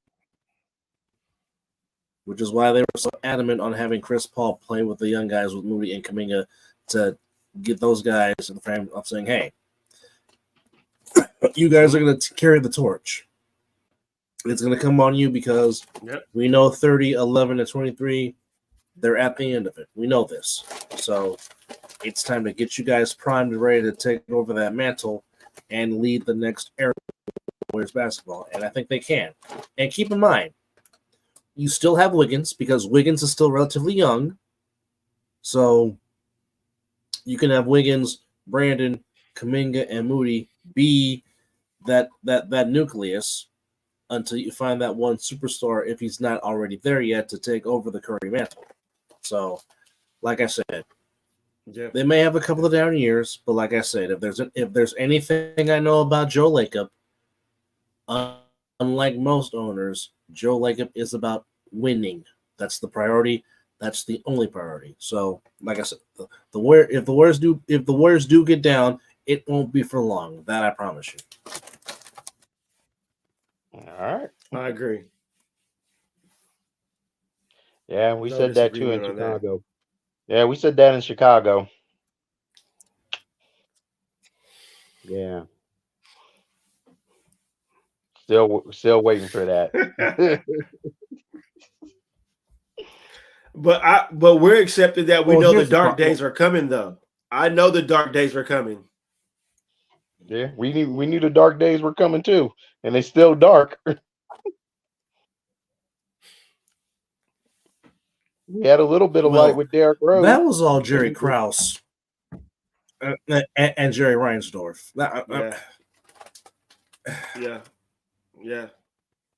Yeah. It's one thing. It's one thing to break it up premature. It's one thing to break it up prematurely, but the one thing that Jordan said, and I agree with it, and I agree with him 1,000%, is we should have been given the chance to see if somebody could beat us to end us, not let it end because Jerry Krause had a Napoleon short man's complex because he pissed and moaned because he was not given the credit of putting the team together, which was the biggest driving force into them breaking up to begin with. And I agree. Hang on, Hammer. We'll send you a link in a minute. Hang on. But I mean, like me and Mizzle always stress on this show, you want people that want to come to your organization, which is why I said the most important signing in the history of the Joe Lacob era of Warriors basketball was Andre Iguodala. Not Kevin, not David West, not Barbosa. Andre Iguodala was the foundation to where free agents wanted to come to the Bay Area. Because as you know, if you came to the Warriors late in your career, you just came to get paid because Chris Cohan just wanted to pay money, didn't give a damn about winning. And thus, that's why you had all these overpaid contracts. Andre saw the Warriors were on the trend. And he was the first to start the, okay, I want to come here. Because we all know Bay Area is expensive.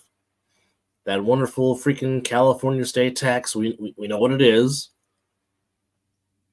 And not a lot of people want to come to California and pay those damn state taxes. Andre changed that. So, which is why I said that Joe Lacob is first and foremost about winning, which he has said. I don't care about the luxury tax. If I have to pay it, we'll pay it. I don't care. He's like Magic. I want to win.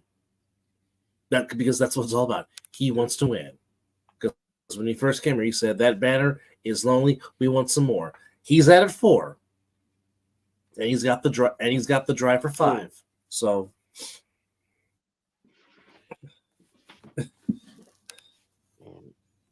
I mean, right. we shall see. Yep. Quickly, just for the rest of the NBA, Phoenix has already got their issues, injuries. It's only the second game of the season. You got people stepping out. That's going to be a long problem. Lakers. Well, as we already mentioned, AD is who he is. The old saying, we thought who he is. He's good, not great. 5 out of 6 games, you're going to get 15 points. In that one game, you'll get 25 to 30. Even this one, I was kind of shocked that he really got 30 points in it because it really did not look like he was doing anything the entire game. I mean, you got 41-year-old LeBron James, going down the stretch, scoring everything and really keeping them in the lead. I didn't even see Anthony Davis do anything, but somehow he got 30 points. So, Dallas is Dallas. They beat San Antonio, and it's just like, all right, Luka's got something here. Kyrie's this and that. Denver is the team to beat. And like I said, the rest of the league is definitely. Yeah. The rest of the league is just kind of shaping up. We'll see what it is. Like I said, out in the West, but basically Denver showed us who they were. Phoenix, the question mark already was, you got 3 top scorers, but can you stay healthy? In game 2 already, 2 of the 3 are already gone. KD's already trying to survive. Like, wow, that's it. That's the NBA in a whole. And yet they almost yet they almost won the game tonight, despite the fact Booker and Beal were out there on the bench in street clothes. Yeah. EJ Wizzle, what's up? Glad for you to come on. No, Marquise, he's not already hurt. It's just okay. We always call AD softer than Sherman because that's just what it is. So he's just making his point about how. Well, let's see. You know what? First game was now you're gonna make me go do it, Steve. Damn it! Hold on. He had 15 points in the first game, or 15 to 16 points in the first game. He had 30 in this game. In the first game, he got 15 points in the first half. He had 0 points, 0 for 6 shooting in the second half of the first game. Nowhere to be seen. This game, I don't think he was anywhere to be seen, but he got 30 points. Okay, here's my next The question. necessary things to win the game. The Clippers play.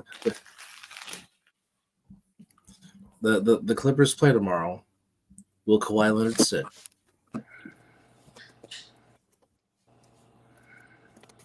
That's my question. Devin Booker just sat here. Here's that PPP thing already. That was interesting. It can happen. I'm just gonna ask that question. Tomorrow's game 2. They are playing in altitude in the land of the Mormons against the Jazz. Will he sit? What's up, fellas? Fair enough. Can everyone hear me? What's up? What's going on, brother? Yeah. What's up with you? What's up? We can hear you. How y'all doing? Oh, what's Right. up? Yeah. Thank you for Ladies having and me on the show, gentlemen, gentlemen. Thank you for having me on the show, man. For real, for real. Another. It's an honor. Well, thank No you. problem. Thank you thank you for coming on. So tell me, give me your analogy of what you think happened in Orchard Park tonight, where the Buccaneers battled. They kept it close but fell short of the end. What do you think was the difference in the game tonight between the Bills and the Buccaneers? All right. To which, by the way, fans, go ahead. The difference was number one, What? the coaching still sucks. There's a difference between coaching and being a coaching friend.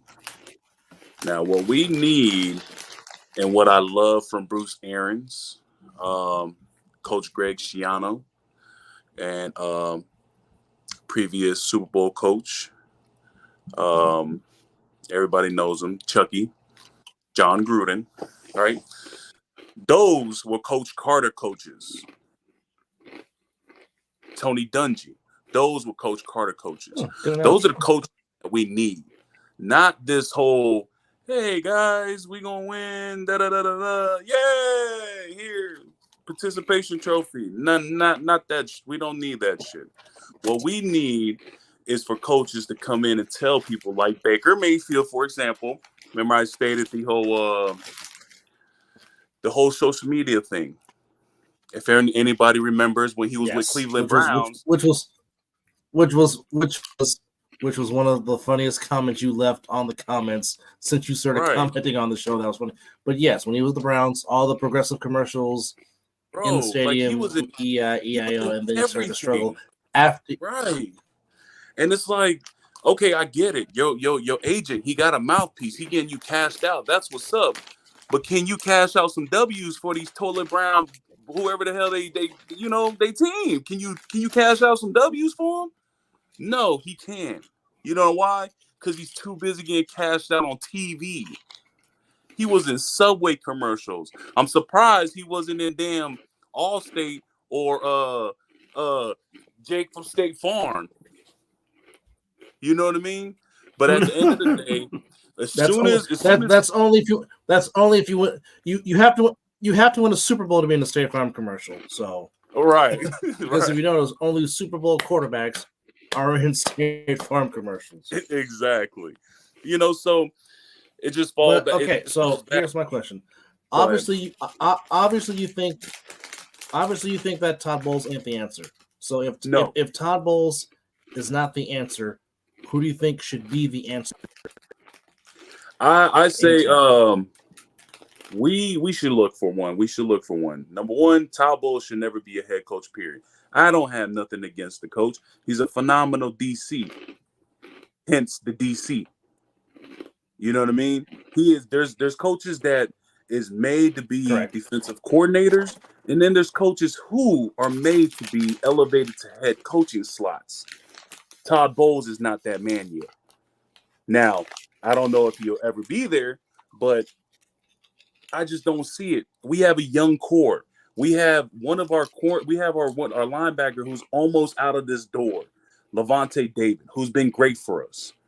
You know what I'm saying? Then we have one leg at 45, Devin White, who wants to get paid. To me, Nah, young man, you don't get Yes. paid on this side. Yes. You know what I'm saying? He's a phenomenal player.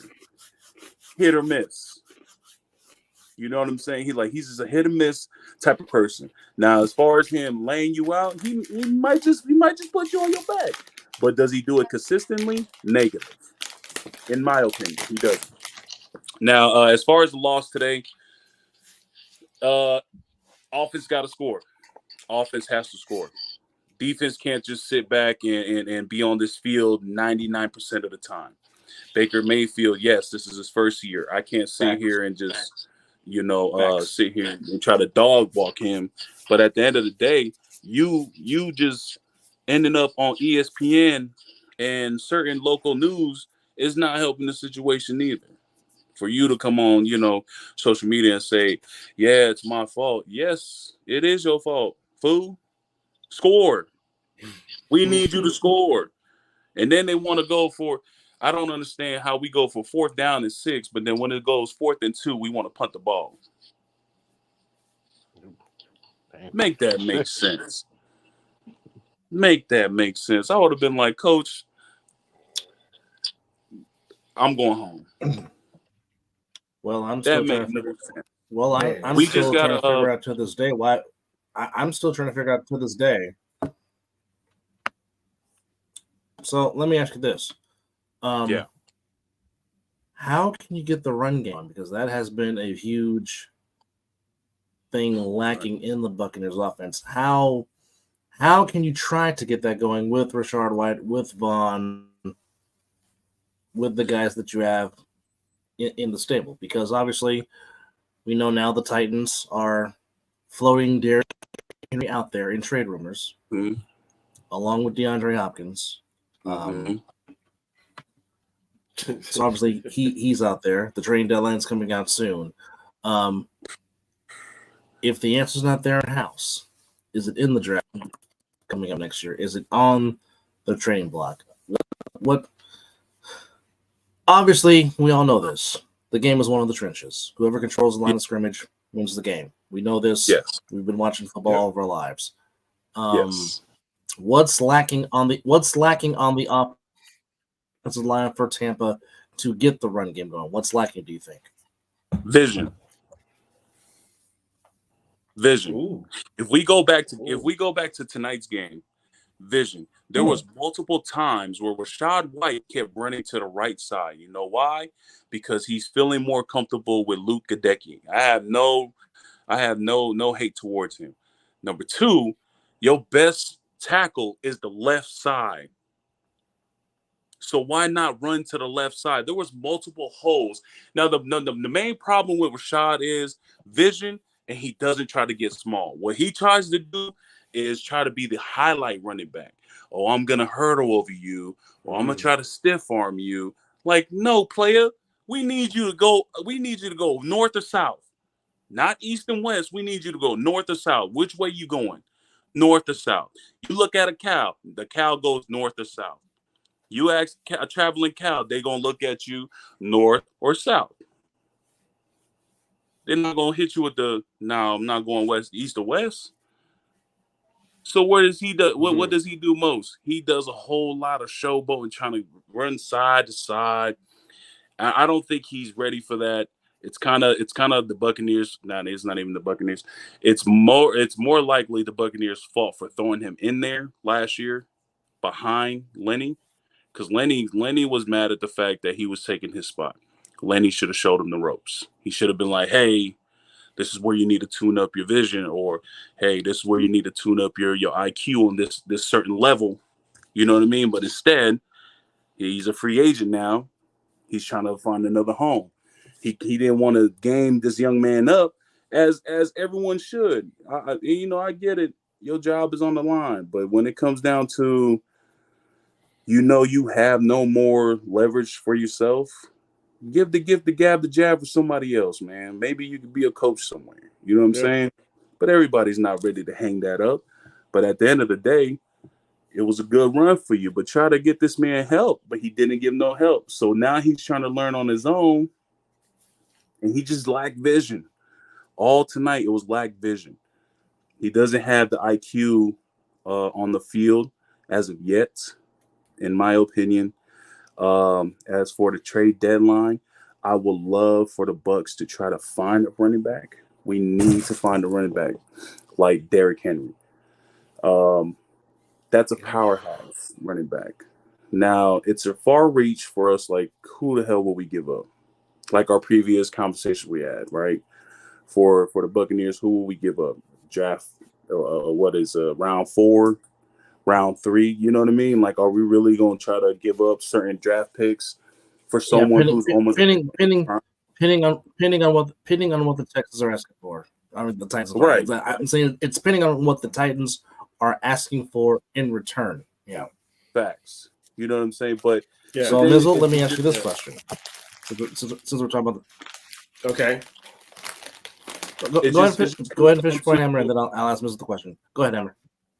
it just comes down to how bad do we need this?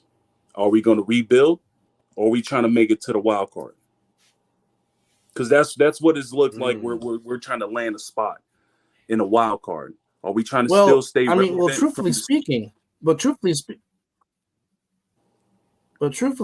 the NFC South is still up for grabs because I mean you're only behind a half game behind the Falcons. The Falcons are 1 game over 500, and you know if they lose, and here we go again. I mean, we all thought the NFC South would be competitive, even though some people thought the Saints were running away with it. But you're seeing the inconsistencies on offense so far with Carr and Dennis Allen, and of course Kamara coming off suspension, trying to get back into the thick of things. So realistically, the NFC South as a whole, the division is really still wide open, with the exception of Carolina. So I mean, it really can come down to you guys, Atlanta and New Orleans, for that division. Because I mean, obviously, you guys were under 500 last year when you guys won the division. So obviously, some might say 9 wins might be the one to put them over the top in that division. So, I mean, if they let go Todd Bowles, who would be your primary coaching candidate to be the head coach? Or if I ask it in a different way, if Bowles gets let go, who would you want to be the next head coach of the Buccaneers? That's a good ass question. I would love for Bruce Arians to come to step down from the office and to get shit right, but we all know he's not stepping down. He's definitely not stepping down whatsoever. Okay, let me ask you. He's happy. Can I throw in somebody? Let me ask you this question. Who you got? Would you take John Gruden back? Hell no. Ooh. Hell no. He couldn't even fix the Raiders. He couldn't even fix the Raiders. Hell no. And they signed him to what? Like $100 million? We don't even have $100 million. Pay Mike Evans. 10-year deal. A 10-year deal. Yeah, we can't even pay Mike Evans. And they're still paying Gruden. Right. They still paying him. Yes, they are. Yes, they are. Bro, that's wild. As far as coaching wise, man, I don't know, man. Like who's out there? Who's up for grabs? I would love to say let me ask you this question. Or Harbaugh. Yeah, college route. He's not leaving. No. Well, he up on a scandal right now, so you never know. He might do the Pete Carroll. Yeah. He might do the Pete Carroll. Yeah. Yeah. But let me ask you this. There is a defensive coordinator in Minnesota that would love to be a head coach again. If Brian Flores became available, would you snatch him up to be your head coach? Ooh. Oh, Flores. Isn't that the same coach that was running with given how he got screwed with the Dolphins. Given how he got screwed out of Miami because of fucking Dan Ross. He was with the Snowflakes, yes. He was with the Ace Ventura Snowflakes. Yes, he got wrong. He got wrongly let go. Yeah, and they were not bad. They were above 500. Yeah, I can see that. I could definitely see that. Because wasn't he the one that did that whole return to the house with Rob Gronkowski in the bag, beating the Patriots nonsense? Now it's on like every commercial there is. I don't know if you guys remember that play. Was he the coach one on that one? Wasn't I that? do remember it was the when they kept tossing the ball around. Yeah. Was Forrest the coach? I can't remember. The last dude shook Rob Gronkowski, the big ass zombie, and it was just Kenyon Drake. Yeah, Are you talking about the? Was he the head coach? That's a good question. I don't know. I'm not. That's sure. what we're trying to figure out. I can't remember. He probably was. Very good question. But to answer your question, yes, I would love to give Flores a run for his money. I don't see him as a bad coach. I just feel like, to me, when Aaron's gave Todd Bowles the chance to be a head coach, I'm all for it. I'm all for the whole African American community uplifting each other type of deal, right? And Bruce Arians is always known for that. Mm-hmm. If no one doesn't know, you could do your research. Mm-hmm. Bruce Arians is always known for that, right? Now, I get it. That's your man's, because your man's was with you when we got our first Super Bowl as a Buccaneer, right? You was a part of the team too. But come on, man, your man's ain't the right person for the job.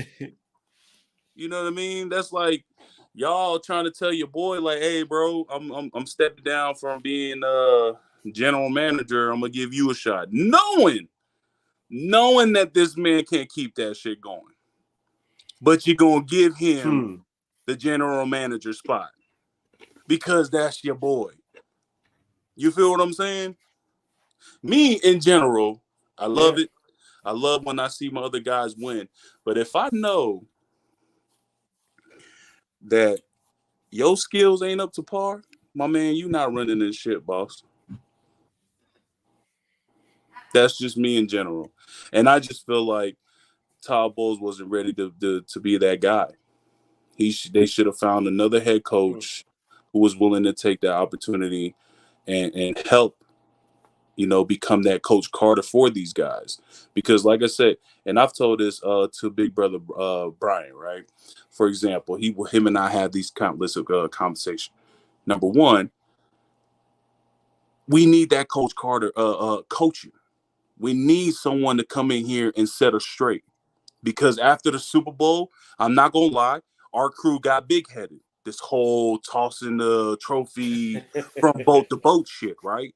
And then it just became crazy because Tom Brady became the whole drug and shit dad, right? It just became a whole thing. And now it's just like, damn, I don't want nobody thinking that the Bucs is that type of team, you know what I'm saying? But at the end of the day, and everybody was still living in the past. And to answer your question, yes. To answer your question, yes, Brian Flores was the head coach when the Miracle Miami did happen against the Patriots back in 2019. So, yes, he was. But, I'll give a chance. But we already gave Todd Bowles a chance. We seen how we blew that last year. We seen how we blew the NFC title run against the Rams, who I feel like they bought they Super Bowl ring. Because Daddy won one, so let's let Daddy, right? Type of deal. Then the following year they became ass. Make it make sense. Type of yes. But I don't know, man. I don't know who else is up for grabs. Which, by the way, Jalen Ramsey is making his debut for the Dolphins this Sunday. Oh, no way, is he? Oh wow, he was down longer. Yeah, wait, he is officially playing this Sunday. I thought he was. He's been missing. Yeah, no, Jalen Ramsey's been practicing. Yeah. Remember, He tore No, his what up? meniscus. He got hurt. I think he tore his meniscus or his PCL in training and had surgery. How much was his contract? Mm-hmm. But He got traded. He got traded. It was a lot that Stan Kroenke paid him. That made him get traded. Yeah, they're still paying that contract too. Oh, so he got They're comfortable. still paying on that for sure. Yeah. Oh, so he ain't hurt. He ain't hurt. Well, not just that. But not just that. I don't think Stan Kroenke wanted to pay the damn luxury tax, so that's why he became a commodity. Yep. Nah, Basically, the Rams got their Super Bowl, and that was it. All in for the Super Bowl. They got it, and time to clean house. Right. Let's get rid of these. Man, I would love. Yeah. I ain't gonna lie, man. And then and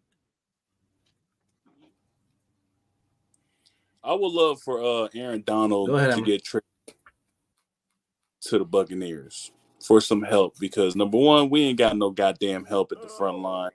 My fat ass cousin is dying in the front. You know what I'm saying?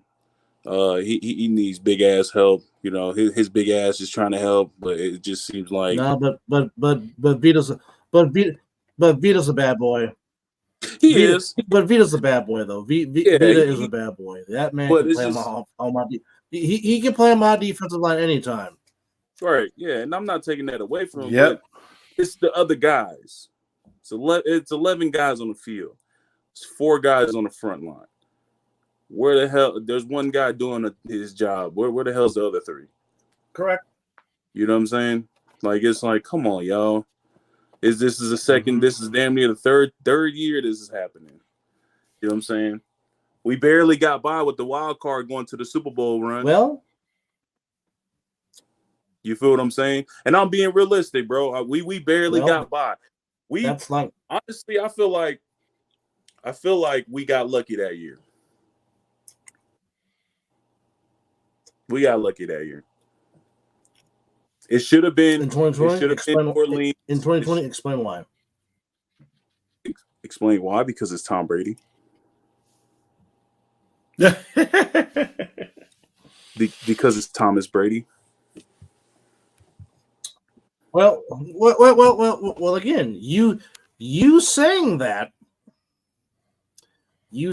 has been proven my point all along about Bill Belichick. Okay, the Patriot way only happened because of Tom Brady Jr. Oh yeah, not Robert Kraft, not Bill Belichick. No, not all the people. The Patriot way happened at one Patriot place was because of number 12.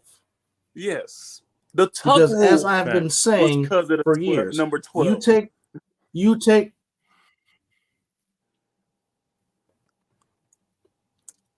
Oh God! You're gonna bring up. Oh Jesus, Mizzle! Oh Mizzle! Oh no!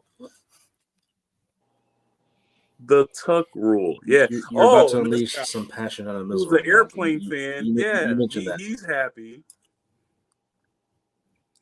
But yeah, no. It's because of Tom. I don't Brady. even want to discuss the Tuck rule. Yeah, it's because of Tom Brady. I'm not gonna. I feel like they gave him his 7th ring to go sit his ass down. He's trying his best to get that one right. I wanted it to be the 8th, but at the end of the day, it's like, bro, they gave you your 7th one, bro. Go sit your ass down with your kids, and that's exactly what happened.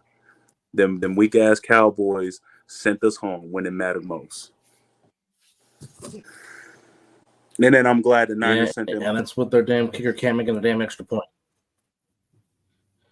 Hey, y'all, I got to call tonight. Get ready for work. Well, it's funny you mention that because... Catch you on the next one. Thank you for joining, Steve. Thank you, Steve, as always. Appreciate you. Have a good night, brother. Yeah. Thank you. But yeah, no, the Buccaneers we got to get... That's our basketball insider, Steve Duggan. We got to get our pressure at the front 4. 50 can't do the job by himself. Yeah, granted, 7, he tries. He tries to apply pressure, but I feel like 7 isn't the same guy as before. You know, prior to being sack king, prior to being tackling specialist, I feel like that's not him anymore. We gotta find somebody to attack. We need attacks. We do have a lot of young guys who are ready to step up, but it's just like we don't need them to step up as of now. We need our veterans who's been here. We need our guys who's been here before to steer this boat in the right direction. If we still want a shot at the wild card, trying to playoff chase type of deal, you know what I mean? We still have time, but that's just it. Time waits for no man. Yeah. You know what I'm saying? So very, very true. When it comes down to reality, we have to make moves, come trade deadline, bro. We have to we got to know what we're worth. You know what I'm saying? Does Jason go back to the drawing board like, hey, you know what? Fuck it. We're just gonna go through draft. Or Jason sits there and starts to, hey, we got this piece, we got that piece, we'll give it to you. Give us your best running back. You know what I'm saying? Like what else running back is out there that's for the open besides Derrick Henry? I really do love Derrick Henry, but Derrick Henry is damn near about to be out of his prime. But I would love for him to be a Buccaneer. I just don't know how dead ass serious the Ravens has him in their pocket. But from the looks of things, he might be a Raven. That's a good point. I wouldn't want to do that. That'd be a big mistake trading him to the Ravens. You got to trade him out the conference. Well, considering their long time, considering their long time history as division rivals, that it wouldn't make sense. That's like saying here we're just going to give them to you, but don't do that. No, you don't. But we don't know now. Unless it's a deal they can't refuse. If it's a deal they can't refuse, then I ain't mad at it. But you trade that out the conference. You don't trade that within the conference. No. Well. Then again, Ray Lewis is now on the Ravens and Eddie George is now on the Titans. So who knows what could happen?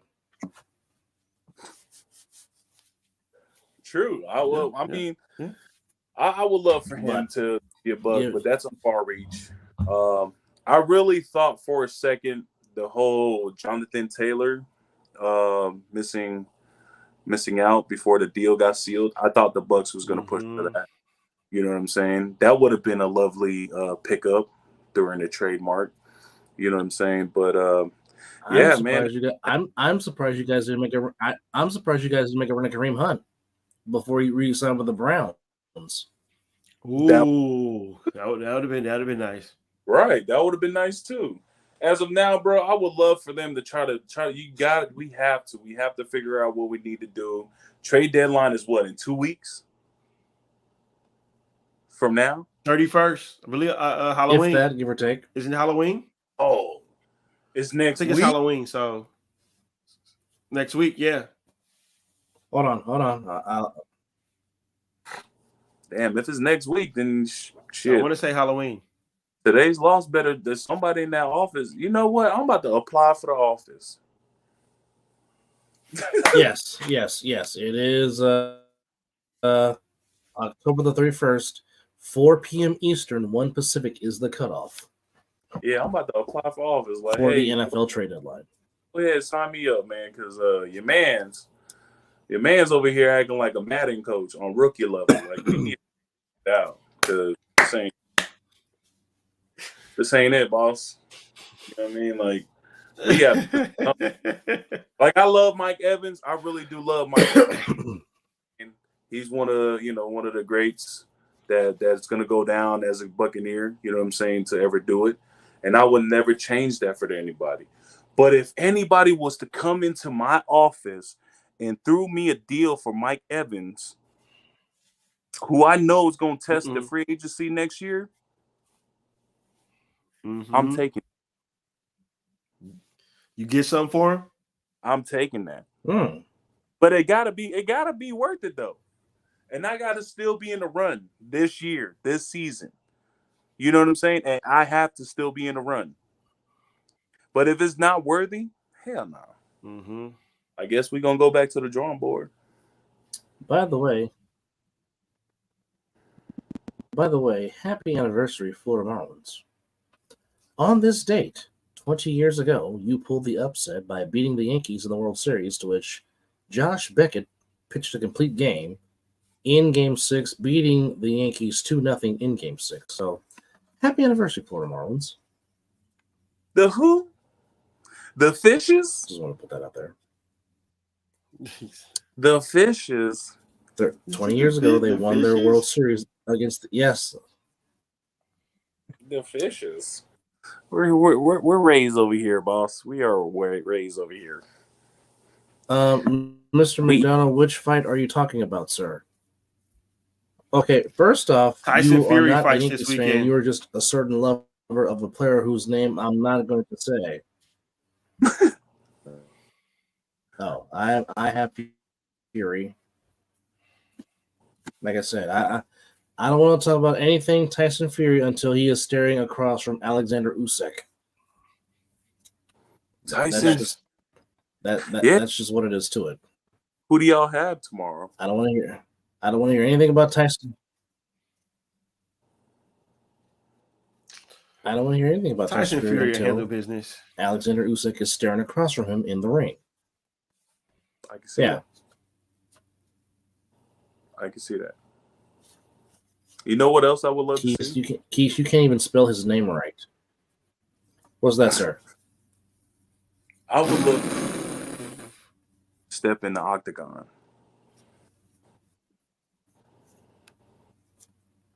Who steps in the octagon?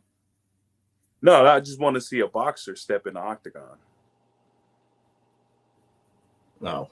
Just in a row. I don't know who would do that. Because I get it. It's all no for kidding, show. Marquise. It's all for, money, shits and giggles. But when it comes down to reality, who is willing to step in that octagon? Tyson Fury, for example. Would Tyson Fury I don't know. That octagon against Do you think he can go toe to toe with somebody in the octagon? I don't know. I don't know. I mean, he's a big dude. Don't get me wrong, he's a big dude. I don't think his stamina can do that, though. Even though I know he goes round per round, but that's 5 minutes. 5 minutes without a break in between. Right. Ooh. Right.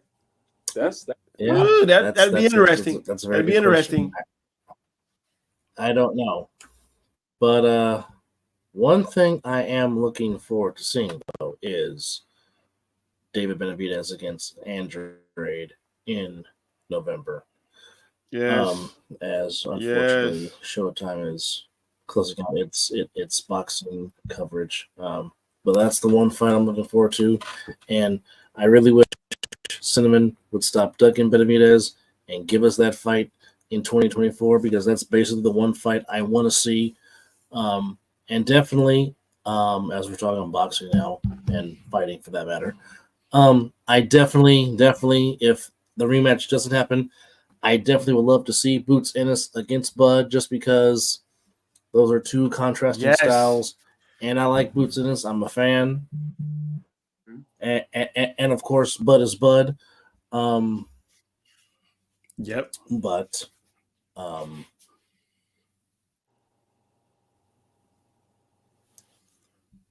who else is why? Haney. Why? And Mizzle has already asked this. Say that again. Haney, isn't he boxing? David Haney. Isn't he boxing in the city? Devin Haney. Haney. No, well, I know. Oh, that's right. He is supposed to. Yes, he is. I think it is Haney.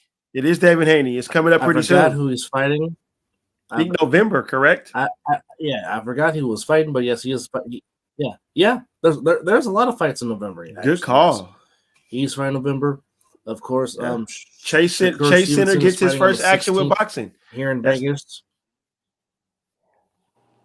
Yes, it does. Vegas. Now, when is the date for that fight? Doesn't Vegas have that big ass? Which one are you talking about? Shakur? That big ass toilet bowl. Okay, so just to answer your question. What, the spear? Nah, that's a half-ass ball. Talk about that? That toilet bowl. That. So you talking about Allegiant Stadium? Oh, there it is. That's the porcelain name. I've seen that. Well, the final four will be there. The final four will be there in 5 years. I'm just waiting for them to say WrestleMania is coming, so I can step foot back in there. Yes, Me and Mizzle have I the will be privilege there of for being in there for WrestleMania for SummerSlam sure. '91, where he officially jumped, where he officially that night jumped on your cousin's bandwagon. And while we have you here, what is next with your cousin and the storyline? So if you have any inside information, please let the Mizzle An Dub Show know. Man, that there is no inside for Joseph. Are we talking about Joseph? Yes.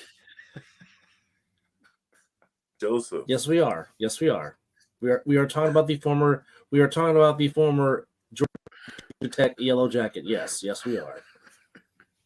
Yeah, Joseph, I have no clue. My fellow member of the 49er faithful. Yes. Yeah, I don't know what's gonna go on with Joseph and the rest of his crew, but yeah, it's hard for me to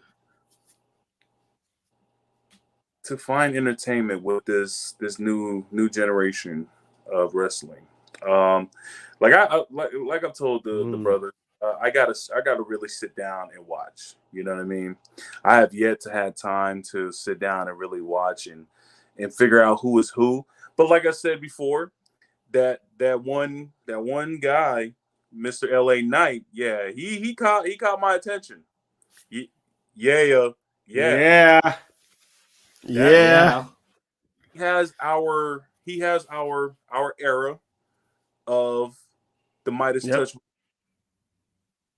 Now I don't know if he's just I don't know who's coaching him, but whoever's coaching him, they're doing a hell of a job. You know what I mean? Especially when he touches that.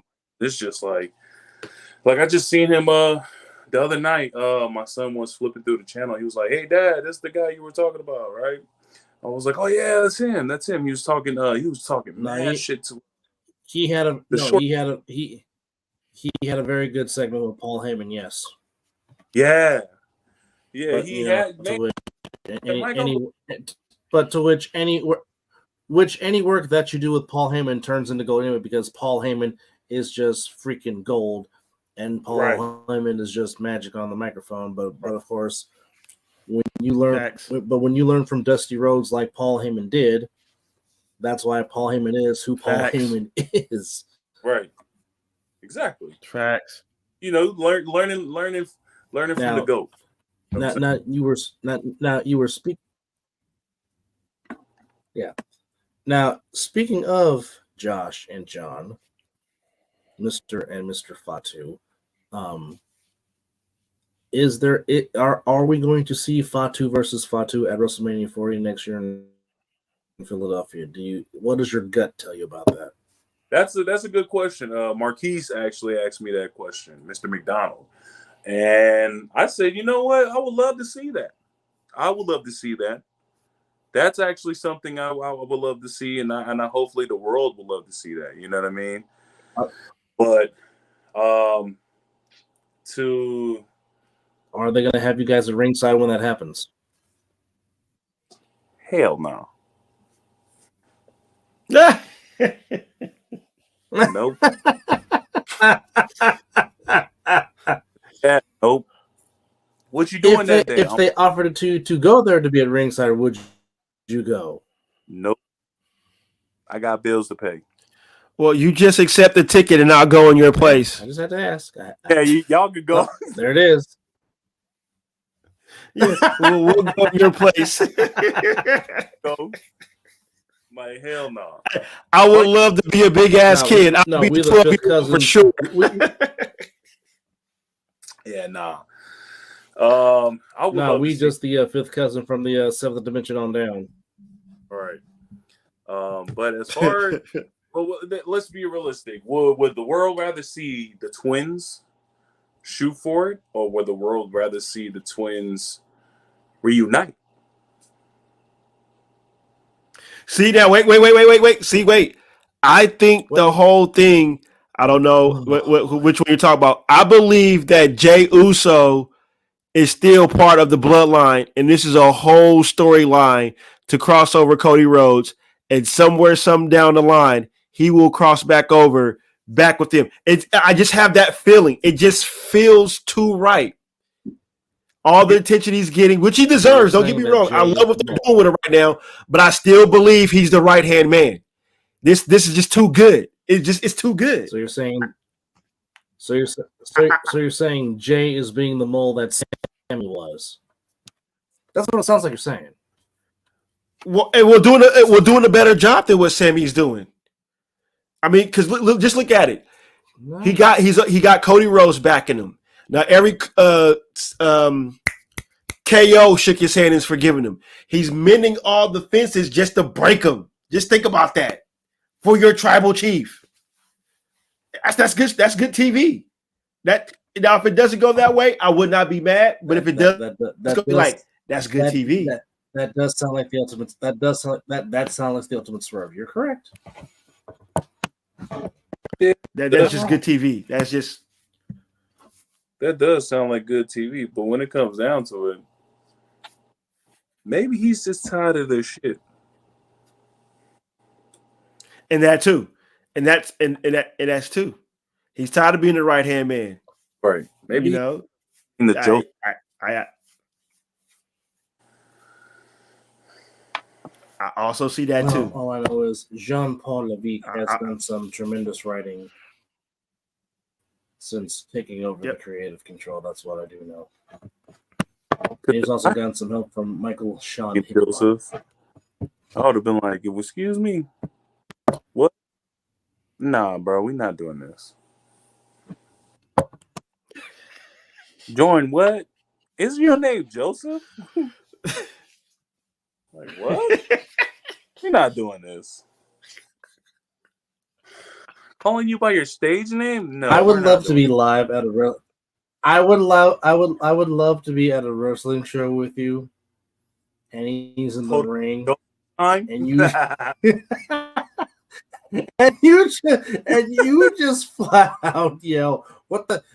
You just flat out yell, "Sell it right, Joseph!" Right, and him just give you that look. Let's go, Joseph. That would make my night for real. They're gonna be like that guy right there, the guy with the long hair. Him right there. With the tribal. That's classic. That is classic. That guy's name's Joseph. I'm here for Joseph. But that is classic. Man, that is great. Well, yeah, no. But we were definitely not expecting to try to see what these guys are made of. I really have to sit down and start watching wrestling to see what it is. Shoot, I think the last time I watched wrestling was before Dave Bautista became a part of the Marvel crew, and that was like the last time I watched, and that was a very long time ago. You know what I mean? And I was only, and I'm not gonna lie, I was only a wrestling fan because of my grandmother, RP to grandma. But she put me on wrestling when I was like at the age of 6. And ever since then, you know, us when we were young, we try to mimic them type of shits. You know, Jeff Hardy from the top ropes type of Yep. shit. Of And, course.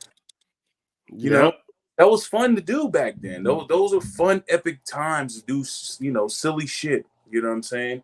Whether we broke our arm, whether we broke our leg, whatever the case may be, or fucking shatter your collarbone in 8 different areas. You know what I'm saying?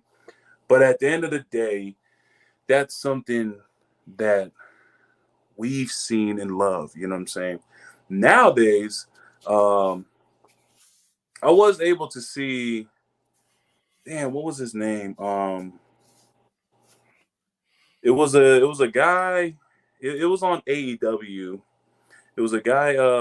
He had. It was like way before. I don't know if you guys seen the whole. I think it's AEW, where Sting came out, started talking, addressing the crowd, stating that next year or the following year is going to be his final year as a wrestler or something like that. Which we are at right now. Yes. He's on the farewell tour right now. Yes. Which, of course, So there was a, which, and I could say, which, of course, you know, makes me saddened, but it's time. right. You know, it's just sucks to see him go, but watching them, the selling. But no, but at the same point, I'm glad he's getting the run. I'm glad he's getting the run that he should have had when he went to the WWF. I'm glad he's getting it in AEW because, I mean, his WWF run, for lack of a better term, was piss poor. Right. Wasn't done right, and I'm glad that Tony Khan has done it. Yeah. I'm glad Tony Khan has done it right with his run in AEW. I agree. Yeah, no.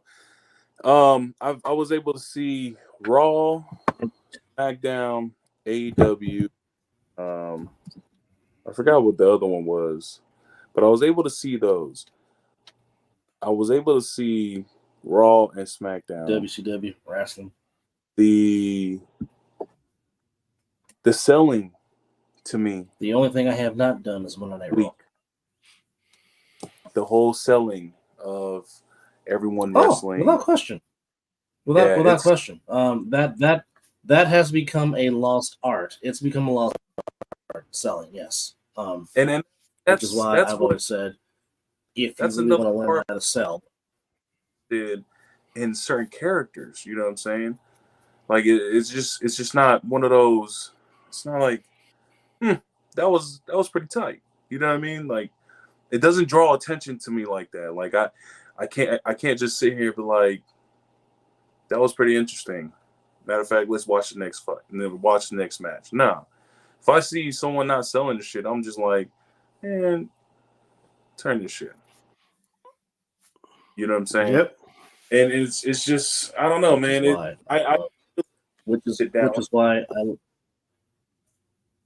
it might take me a while to really like again. Get back into it. Yeah, you know what I mean? Because, like I said, and certain people's, interactions on the mic sucks too. That shit is trash. You know what I'm saying? It's just like, hey, not everybody can hold a mic and do promo.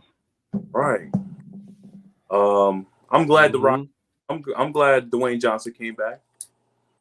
You know, that's always something good to see. You know what I mean? And John Cena too. But yeah, man, I can't. Don't get missiles started on John Cena. You'll get some passion. Yeah. But yeah, man. Mizzle will throw a party the day John Cena officially retires. I thought he retired. I didn't know that. I thought when he got into the whole acting game, I thought he left. I thought he pulled the whole the Rock situation. Yeah. You know what I mean? When we started seeing him Same here. No. This what he's on right. This what he's on right now. This is the start of his last run. Because he said his time is winding up. Got you. But good riddance. But we were not expecting to be on for We were not expecting to be on here for 2.5 hours, but again, this is what happens when you get guests and you talk about subjects and you get good conversation, which is why we do a sports show. So, with that said, again, our special thanks to Steve for coming on, and also our special thanks to the Big Oos for coming on and dropping his knowledge and talking about what happened in Orchard Park with the Bills, which, again, if you didn't know, the final score. This be the last time you come the Bills got by. Oh, yeah, the door is always open. I appreciate y'all. Of course, Big Goose is always, well, you know, we appreciate you giving us the love and being one of our faithful viewers. Again, to the people that watch, like, subscribe, share, tell your friends, tell them about us. We like to do sports shows. But special thanks to Big Goose Hammer for coming on. And, of course, Mr. McDonald leaving his comments in the comment box, and him talking about Joseph. But anyhow, we thank all of you for watching episode 123 of the Mizzle An Dub Show. As we apologized earlier because we were having technical difficulties and I was getting highly upset and wanted to drop kick my computer. But nonetheless, for Big Goose Hammer, for our good friend Steve Dogan for coming in, for Mizzle, I'm done. Episode 123 in the books. And as always, it's 12:05 o'clock.